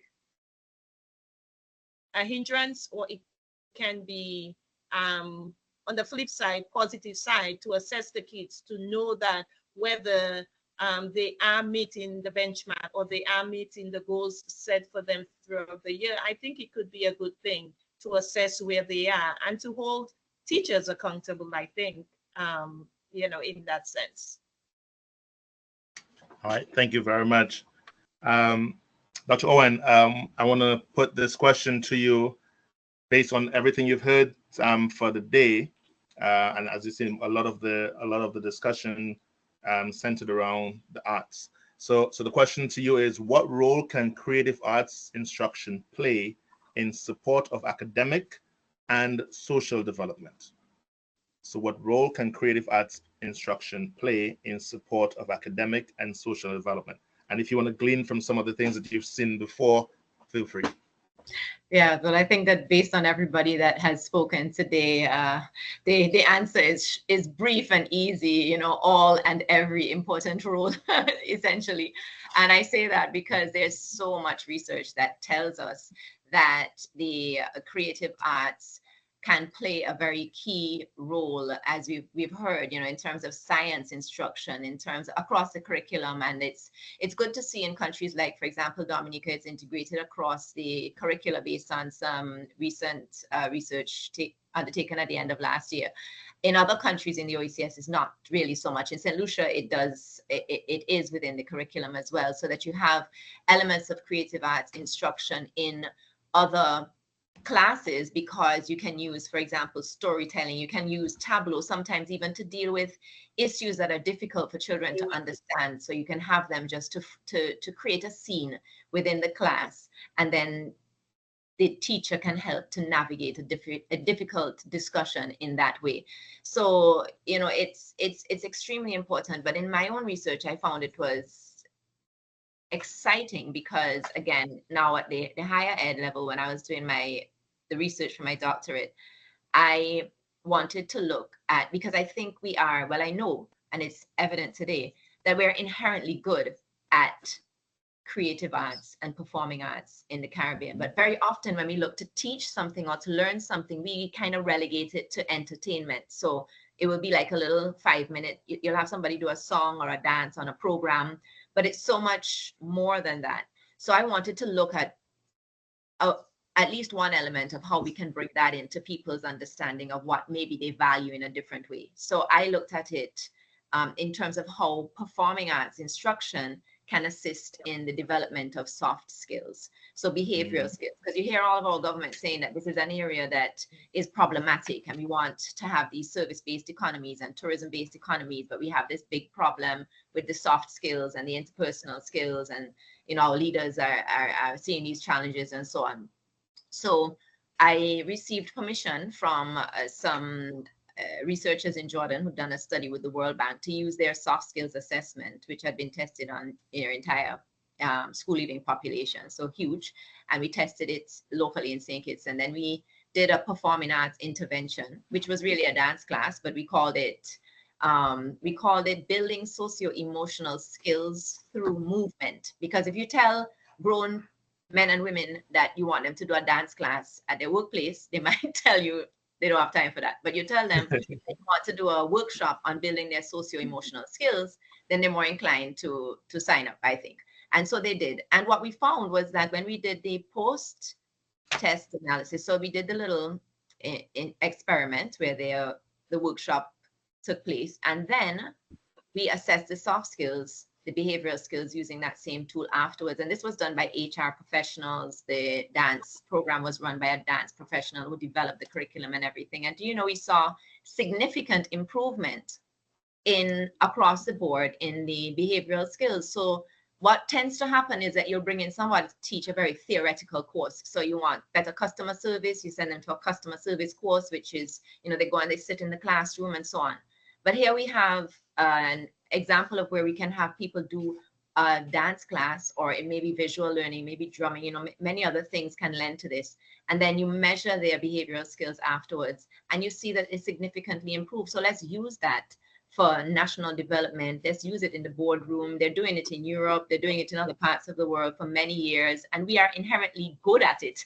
So I'm like, let's use what we're good at to develop those areas in which we say economically we need to grow. So that, for me, on a wider national scale, when you're looking at learning in the professional development space, that is very exciting, Excellent. Thank you. So the other question I want to just put it to is a follow-up question to this. What policies could be implemented at the national level? And I know for those of us who are up here, we can still, make suggestions that might then be applied back home. So what policies could be implemented at the national level to help promote diversity in education and also increase access, especially as it pertains to engagement in the arts? And that question kind of came especially from the presentations earlier this morning or earlier today, which we spoke to some difficulties that we've seen with engaging people in the arts, because that might be a talent that they have, but it's just they don't have access. So what are some of the ways that we can actually promote that? Excellent question. But actually, at the policy level, I think Gami's talking, but he's muted. So let me just hear. Oh, sorry. Yeah, go ahead. Yeah, I was saying, in terms of policies that can be implemented, again, looking at the educational system as a whole, and how. So the way that we're running our schools is based on what was handed us down from colonialism, right? In terms of, we have the secondary schools, and we have some of them do skills and arts, and they do the sciences and whatnot. What I'm saying is that we can create specialty institutions, So schools, for example, this secondary school is focused on the arts, right? This is an arts school, or this is a business school, or this is a science school. And that's what they focus on, and what that does, because here's the thing about it, right, is what we tell young people is, you might not know what you want to be, but you might have an idea as a young person. But if you start working on your craft from a teenage days, imagine how good you're going to be when you become an adult and you go to college and so forth, right? Mm-hmm. So starting off with those different models of specialty schools, not just focus on you're doing the skills too, but like I said, my example up here is that we have high schools that just focus on arts. It's an art high school. We have the business school, they focus on business. So just looking at how we can diversify that. And again, I always say that the more diversified our educational system is as a whole, the better it is for everyone, because everybody can find somewhere where they fit in. Because everything doesn't work for everybody, but everybody can get where they're getting where they fit in. You're gonna find somewhere for you as a child, as a teenager. You're gonna find your niche in one of these schools, and you're gonna be great in them. And that's the importance of diversity and creating equity within the educational system. That's perfect. I love that. Well said, Gami. Just to piggyback on what Gami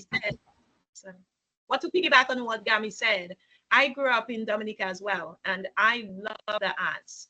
I got my start from going to the youth division, and just being exposed to the arts. So if we're speaking on the Dominica level, if there was a school or some type of avenue on the national level where I could hone in on my acting skills when migrating to the to the States, I would have just gone directly into it.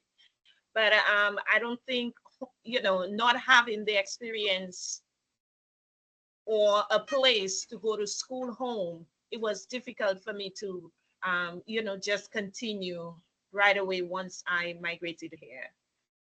So I do agree with what Gami said, creating spaces, safe spaces where students, children, youth, and others can hone in on their creative side.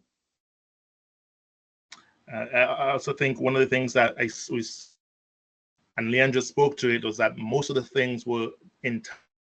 I remember when I was part of the Sisterhood Singers, I was the only person from my community who was a member of the Sisterhood Singers, because, as she said, to get home after practice at 7, you can't get bus to go down to Collyho, so you have to get a bus to Salisbury and then wait. Hopefully, somebody give you a passage to go home afterwards. So, it's sometimes you have to just slip in town by a friend, but not everybody could do that. So maybe the idea of having like a mobile session where you go to the different communities, maybe something like that might actually, I don't know how it happens in St. Kitts if everything is centralized in Bastille or the main town, but at home a lot of the times a lot of it was centralized.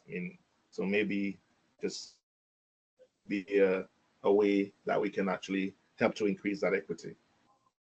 Yeah, things are centralized here in St. Kitts, but I chuckle because St. Kitts is it's so small when compared to Dominica that doesn't present. And in addition to that, our volcano is in the middle of the island, so the island main road runs around it, so you don't have to kind of traverse over. You can't. So it really doesn't present in the same way, but a lot is, I think, too concentrated in, because even in small islands like this, it still results in inequitable access, because the people in the rural communities are still not going to have easy access. And as you said, even because you still have, the buses will still stop running at some point. And so if you are in Bastille past that point, then you'll have to have somebody to stay by or somebody who can drop you home. So it is a real limiting factor, I think, everywhere. But I think, I find that this is just my personal opinion. So I'm flagging it as an opinion, not a statement of any fact. But until we start to see the economic value of things, very often our policy isn't developed around it. So I do like that they have a language for these creative industries now, so that you can speak to the orange economy, because flagging it as an economic sector helps people to see, okay, wait, there's value to this outside of just entertaining us, And then, and I find Barbados in particular has been quite progressive with like blue economy, orange economy, and so on. Just to share, my daughter dances, so she started dancing here in St. Kitts. She's in Barbados now, and she dances with a group called Dancing Africa. She danced last night at the ICC World Cup opening for between the match for USA and West Indies, for those who are following the cricket. But I think there were about 100 dancers, and each dancer was paid $200 Barbados, which is $100 US. So they went to practice, 3 hours every night. You have to respect the economy. You have to see what value it brings to the entire experience, so that you can keep getting those kinds of ICC opportunities, perhaps to host finals and so on. I know there's a bidding process and all of that, but I know it came up earlier in earlier discussions where, you don't have the infrastructure, and it happens here too. You don't have the infrastructure, but anytime you have a special moment, you want your entertainers to welcome people, to sing, to give a moment of culture, that type of thing. So I am hopeful, and I'm seeing here where we have a Ministry of Creative Economies. We're hosting the first Creative Economy conference. So I'm seeing some movement in that direction now, that we can nest it under this thing called the orange economy, All right, thank you very much. And I know in the interest of time, we want to just open the floor for questions from the guests or from the people in the audience. I know, Sarah, you may have to. I don't have to run just, but I may have to run soon. But if I may, sorry, I just saw the chat with the comments on your reflection on mobile sessions. So I just wanted to quickly share that we were doing a project in Ghana when I worked for UWI. It's still ongoing. But I found something very interesting there because they have huge realities to face in terms of access to education, in terms of access to technology in the interior and so on. And they actually did to enable people to gain access to the education that the government had promised to provide to everyone. So they say, okay, we said you were going to provide it to everyone, but we know that people in certain areas won't have access to it. So it's a bit of a lie, really, to say it bluntly. So they have to create access. And they said that they were going to equip vans, mobile units, as sort of mobile computer labs.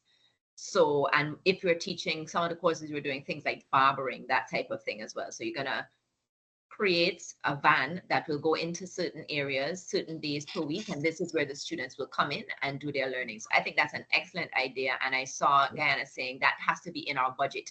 So when we're looking at the computer labs, it's not just buildings, but we need to have vehicles that are going to take it to the people who can't come into these central spaces. Wow. And that was like almost like a policy decision. It that we were was. just talking. Yeah. Yeah, because I think they also, and that's why it has to tie into what governments see as important, because they know that this will come back if the 5-year cycle, you know, it's election time again, and they said they would have equitable access to everybody, but they only provided you had to be in these city spaces to gain access. So to me, the connection has to be there in order for the policy to happen. Nice. Thank you for sharing the insight on that. So as I was saying just now, I wanted to open up the floor to the audience who can, if you have a question, we could share the question in the chat, and we can engage our panelists. Henny, I have a quick question. It's Anne-Marie.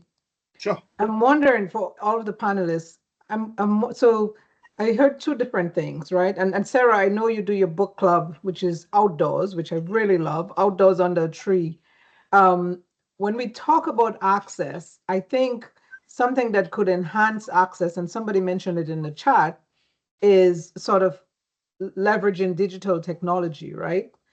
But at the same time, we talk about wanting to take kids outside and use the environment and leverage what we have, you know, at our disposal, which I think to a certain extent is sort of contradictory, right? If you want to be in person and outside and interacting with others, and at the same time, you have limited access with that format versus if you go to technology. So how do you propose sort of reconciling those to enhance access, but at the same time not take people out of that, you know, comfort zone, being with people outside and enjoying the environment?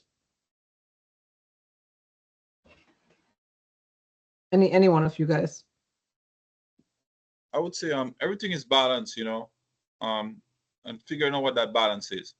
So I'll give you an example. When I first moved to America, I used to walk around with my field guides. They were actual little books to try and figure out what the trees were. And I used to walk around with bird guides as well, the books, to try and figure out which birds are which. Fast forward to now, right? There's an app that you can take a picture of any leaf and it will tell you this is that tree. Yeah. Okay. Where was that technology when I was walking around with my book? Yeah. And then another example is the bird one. The bird one, you just put up the phone like that, a bird singing, you put up the phone, and it will pick you up, it will tell you what bird is singing. Where was that when I was trying to figure out what is what? So I think it's finding the balance of using the technology, but not it's finding the balance, you know what I mean, to the advancement, but not to the full extent where it's taken away from the actual experience, and finding that middle ground, you know, of that. Good point. Yeah, I love that word balance that you use there, because I think that's the absolute key. Because I saw during COVID, I was involved in a lot of the strategies that were being designed and developed, and a lot of the transition from face-to-face to online learning. And then I have 3 children. At the time, they were all between secondary and primary school, and it was extremely disheartening for me to see the imbalance that occurred where we thought we were creating balance. So you think that because you're transitioning the learning to an online learning platform, access will continue. But there are so many households, not just, and then governments might say, we'll give everybody we'll make sure there's a computer per household. But in my household, for example, we needed 3 because all 3 children have to go online at the same time. So you have to have the ability to purchase 3 computers, and then they needed also cell phones because the teacher is now communicating with them via WhatsApp, which was never my intention for the child, the youngest, to have a cell phone at that age. Then there are also language barriers. So we had also we have a growing Dominican population. So the children may speak English, but the parents speak Spanish, and they can't navigate their website because it's all in English. And not every school is going to have a multilingual website. So in those moments, to your question, which I love, Anne-Marie, I think you have to really think about what you're trying to achieve. Are you trying to achieve a false sense of having accomplished the goal of equity by saying that you had the technology for everybody? Or are you trying to make sure that everybody really can use it, can learn, and so I love these stories coming out of countries like Jamaica, where I read that there was a teacher who would, within the COVID protocols, go to an abandoned building in the village and write math lessons on the wall of the building in chalk so that the children could see it.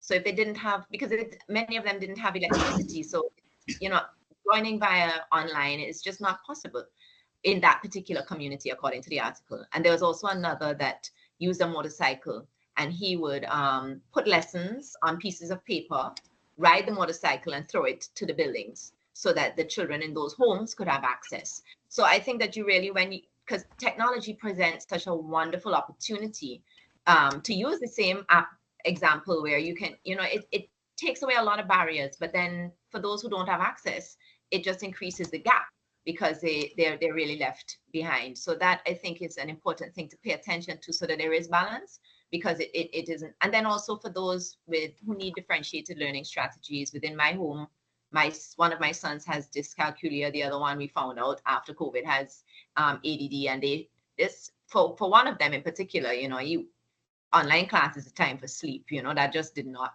work. So you have to think about all of those things. And so in my new journey, I am, because there are so many great opportunities for online moments, for plugged in moments, I have decided to be deliberately unplugged. So everything that we do, we sit under trees, we sit in a great house, we have learning for young people where we have workshops where there's a lime or a cocktail or something for them afterwards, so they have to interact and learn how to hold their little wine glass with their mocktail, or all those types of things, so that we can have that balance as well. So I think that's a really important and excellent question. That is so amazing. I think that also speaks to sort of the difference between equity and equality, right? So you're providing all of these technologies, but in some cases, the kids have no idea how to use them because they've never done it before, or they don't have electricity, like you said. So you're providing the technology. They might be given laptops or they have cell phones, but still have other barriers to utilizing them. So great points. So I think, there's a comment from Hermia Corbett in the chat that speaks to what obtains in Canada, where she says that all the high school students must complete a set number of community hours in order to graduate from school. While this may be the norm, while this may be a North American concept, from a policy change approach, it's something along those lines that can be considered in Dominica and other Caribbean islands. It encourages students to step up, take on and commit to roles, experiences that promote mentorship and leadership opportunities for them. Possibly in their rural communities, these learned skills can lead to them exploring ultimate career goals, including in the arts. It also provides experience for employment and also contributes to developing and building up the communities with the overall goal to open up increased access to students or to learners that don't frequent the capital city, but support workshops. So I guess just speaking to the point of leveraging, high school students or students who are probably doing a formal course somewhere to then come back and give back to their community to earn those community hours. I know my son does a lot of that. I sometimes bring him to my robotics program, and he would earn hours for just supporting the students and that kind of thing. So I think that's a great point. I do have one last question from that I would probably want to push first to Sarah and everyone else. But before I do that, Alexa, are you able to talk to us? I saw your mic not working. Okay, so can't hear you. Okay. If you're able to type to the question, we would Alexa, we're not appreciate that. hearing you. Yeah, but if you can type to the question, that we'll just read out your response. Sarah and Gami, can you guys respond to that one? They say education equity speaks to the development of both academic and the social potential of the learner. What are some strategies that can assist us in ensuring that the latter is not overlooked in pursuit of the former? And it could go both ways. What are some strategies that we can, share to ensure that we don't sacrifice one over the other? Gami, you're muted. You're both muted. I don't know why.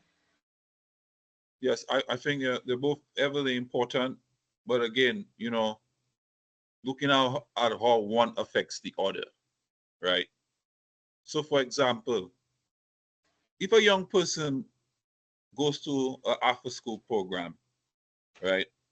Whatever the after-school program might be, it might be sports, it might be arts, and they're happy. You know that happiness that they feel in that program, it transcends to the next day, and now they have something to look forward to, So looking at how those social activities, those field trips, if a child come on a field trip with me on a Saturday, and they have a good time and they go camping, they're happy, they come back, that feeling is going to transfer when they come back to school, because they had that experience. You know what I mean?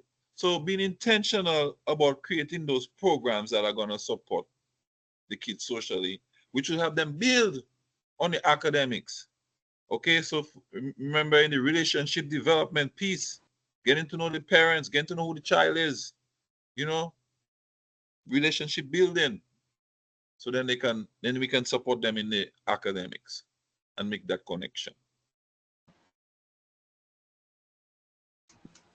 Yeah, I think a lot of the strategies that we discussed today, really, it's sort of like preaching to the converted moment, because everybody in this space, I think, has interpreted and applied their own teaching strategies to ensuring that the social component of equity is included. And I think that it's interesting because I think when you speak about inclusive approaches and you speak about equity in education, generally the mind goes straight to the academics, what's happening in the classroom, what's happening with the assessment, what's happening. But the equity that we speak of, and in terms of how the term is actually defined, it speaks to both of them. And that's a big part of what I love about being outside of the system. I used the word liberated earlier because that's really what it feels like, because sometimes I find myself thinking, oh, but I have to check this. And so, and I say, oh, wait, I don't have to check anything with anybody. I just have to be responsible and hold myself accountable to the standards that I set. So for example, we had a workshop that I was speaking to earlier. It was really a financial literacy workshop, but you invite any teenage girl to a workshop that's called financial literacy workshop. They're not going to necessarily say, Mommy, can I please go to that, right? So it was based around a book, since we're a bookstore, called Cash is Queen. And the author, who's I think is quite a cool person, she freely gave of her time, which was great. So we did a workshop, but we called it Learn and Lime for Teens. So we did a workshop and we did it in a sort of semicircle. So the socialization has to happen. There's no rows of anything.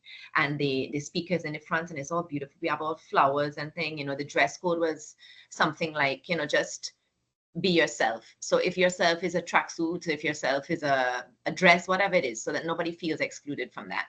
And really, she did a workshop with them, but we didn't tell them that. We told them they had what they call them, like swag bags, little goodie bags. So everybody had their little thing.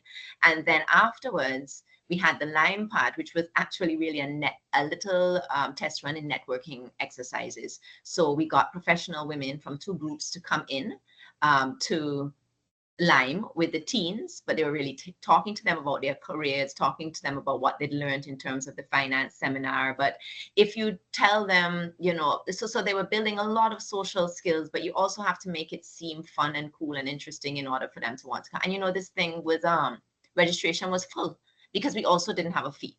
If we had a fee, it would have been different, but we got a small grant so that we could do that without a fee. So that way, and that's something that I'm really committed to now, that any learning moment we have, it's unplugged, it's small, it's intimate, and it has a social component to it so that I can truly try to have moments of equity for our learners.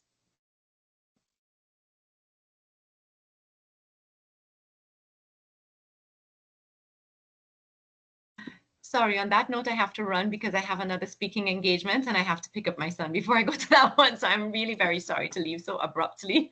But I no thank problem. you. We appreciate you. We appreciate you. Sarah, thank you so much. This was so insightful, wonderful conversation and great points. Thank you. We'll follow up. Okay. Bye.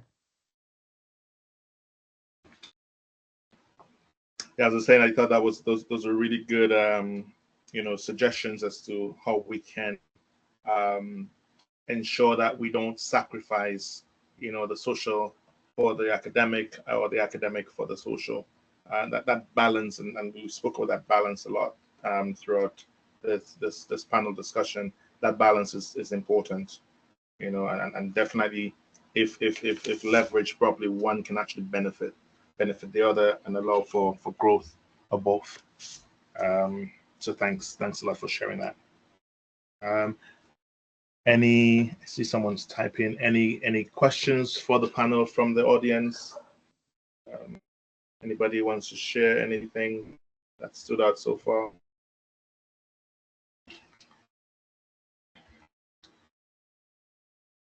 Yeah, I don't see any other questions in the chat, Henny. I don't know if anybody wants to. But great conversation and really some great learnings that I think can be applied, especially in the Caribbean, right? I think in the Caribbean, with the lack of resources, lack of technology, this, you know, especially the sort of the outdoor learning and utilizing the environment. And I think this is something in the Caribbean that would be so useful if teachers are trained to do that.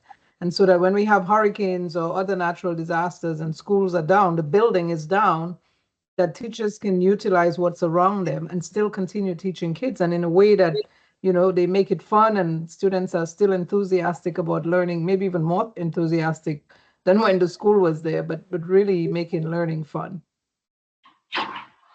So I know we're way past time. Oh, go ahead, Farah. I said, well said. It was just brilliant panel. I mean, Alexia, Gami, Sarah, and Henny, thank you very much for being on the panel. Henny for coordinating the panel. Emery said we are past time, but I think it was such an engaging fundraiser that we didn't want to cut anyone off. It was brilliant, and they shared so much great ideas that we're going to incorporate in the programs as we build moving forward. So now that we have no more questions, it seems we're going to move on to the next part of the agenda, and we call on our board member, Annette Fontaine.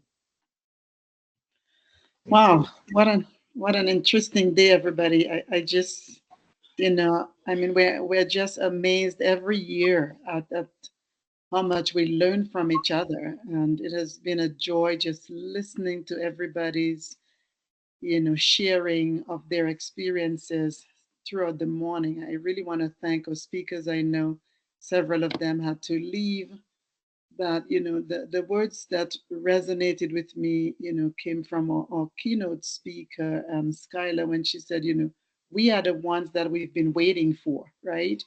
You know, I think it just highlights that, you know, within each one of us and within each one of these children or young people that we get to work with, there is talent, there is potential. You know, every individual has a calling.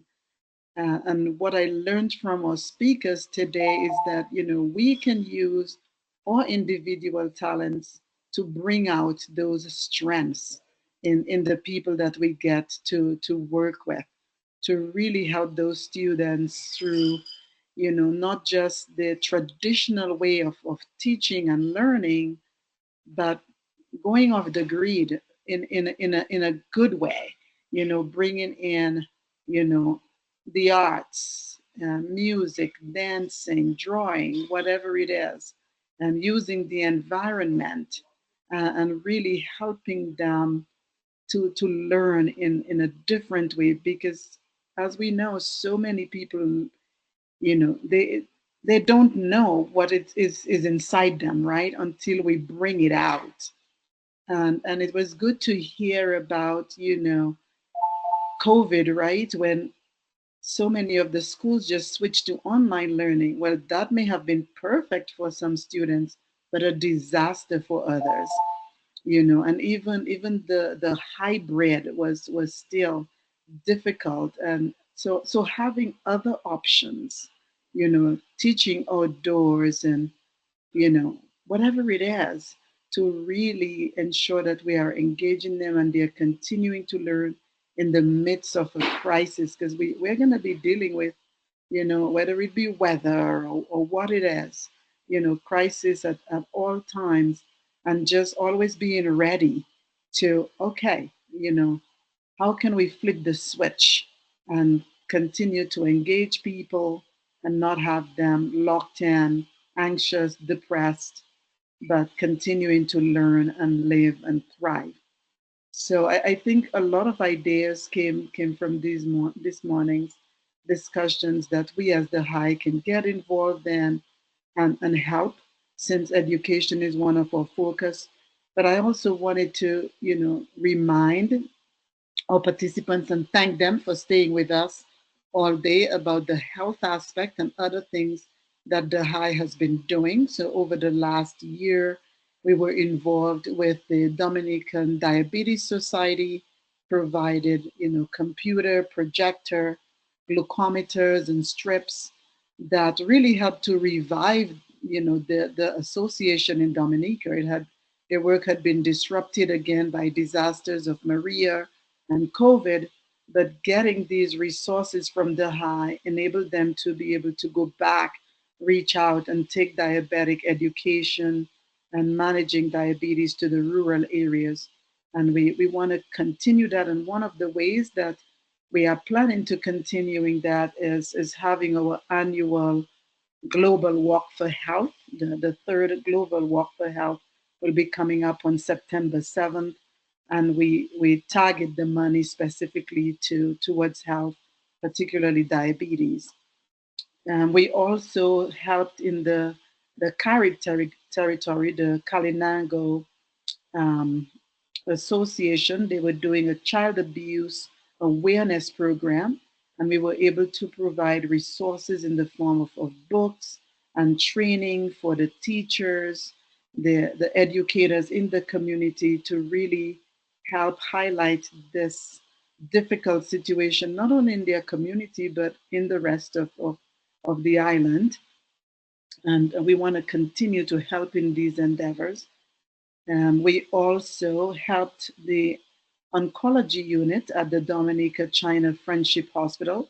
They had a huge need for bone marrow biopsy kits, and we were able to provide that so that they could, very timely diagnose patients with blood disorders. And also in the education arena, we were a co-sponsor with the Dominica Broadcasting Service, DBS, for their national readathon. So the high continues to be visible, on the island. We try to get involved as much as possible in education and health initiatives. And we thank all of you for your support. We want to remind you not only of the that's Global Health Walk that's coming up on September 7th. We're starting a new venture in my little territory in Albuquerque, New Mexico. We're going to have the first pickleball tournament for the high. It's going to be the high pickleball tournament, and it's going to be on Saturday, October 5th which coincides with, Albuquerque's balloon fiesta. So a lot of people come from across the country to see thousands of balloons. In fact, they come internationally for the balloon fiesta. So that'll be a great time for the pickleball tournament. And again, it's a fundraiser really to highlight the work that the high is doing in health and education, but raise money so we can continue to do the work that we've been doing. And also, we want people to mark their calendars for next year's annual fundraiser event, which we're targeting June 28th, Saturday, June 28th. We also have a new event that we want to highlight. It's going to be the Dahai Virtual Mixer event, something along what Sarah Owens was talking about, where you have that social aspect and educational aspect at the same time. So it's going to be virtually, so we can have Caribbean nationals from across the world link virtually like we did today and be able to share their experiences, be able to connect and network, but at the same time be able to mentor the next generation of leaders, and we are hoping that through this program they're going to hear more about the highs academy and a mentoring program and volunteer to be mentors, because we don't only want to provide scholarships to these young people, and we want them to become leaders in the Caribbean and continue the work that we're doing, and they need that leadership mentorship, and we're hoping to do that through this program. So again, thank you not only for your monetary contributions, but also for contributing your time, your expertise to support the high and to continue to do that for a long time to come. We really want to keep growing this organization. And we want to thank Farah and Gia's Essence for all the work that you're doing in the background. The website looks great, and just your support. And Henny, I mean, he's been that stalwart educator, for our students, trying to work through the time barriers. Maria, our social worker guru, keeping those meetings on time. And what can we say about Anne Marie? I mean, she's the glue that keeps this all together, and we love that you have the support of Gami and everybody else that supports the high. Keep it going. We need to support Dominica, build Dominica, even if we are not physically in Dominica. So thank you all. Well said, Annette. Thank you so much. I feel like I don't even need to say anything else. I Neither think me. you've covered it all. All right. Have a nice day, everybody. Thank you. All right. Same thank thing. you. I think people are still I think coming in. This one everybody's person just came in. I know this is one of my friends, Dr. Chancellor, Donald Chancellor. Oh, so you should say hi before we log I off. think he contributed to a scholarship. I just saw he was Wonderful. maybe the time difference or something, he got mixed up. Yes, I did. And thank you so much. I just want to very briefly say hello and congratulations on all the good work that everyone is doing to help out our students. And I'm happy to be a supporter. All right. Awesome. Thank you Thank you so much. much.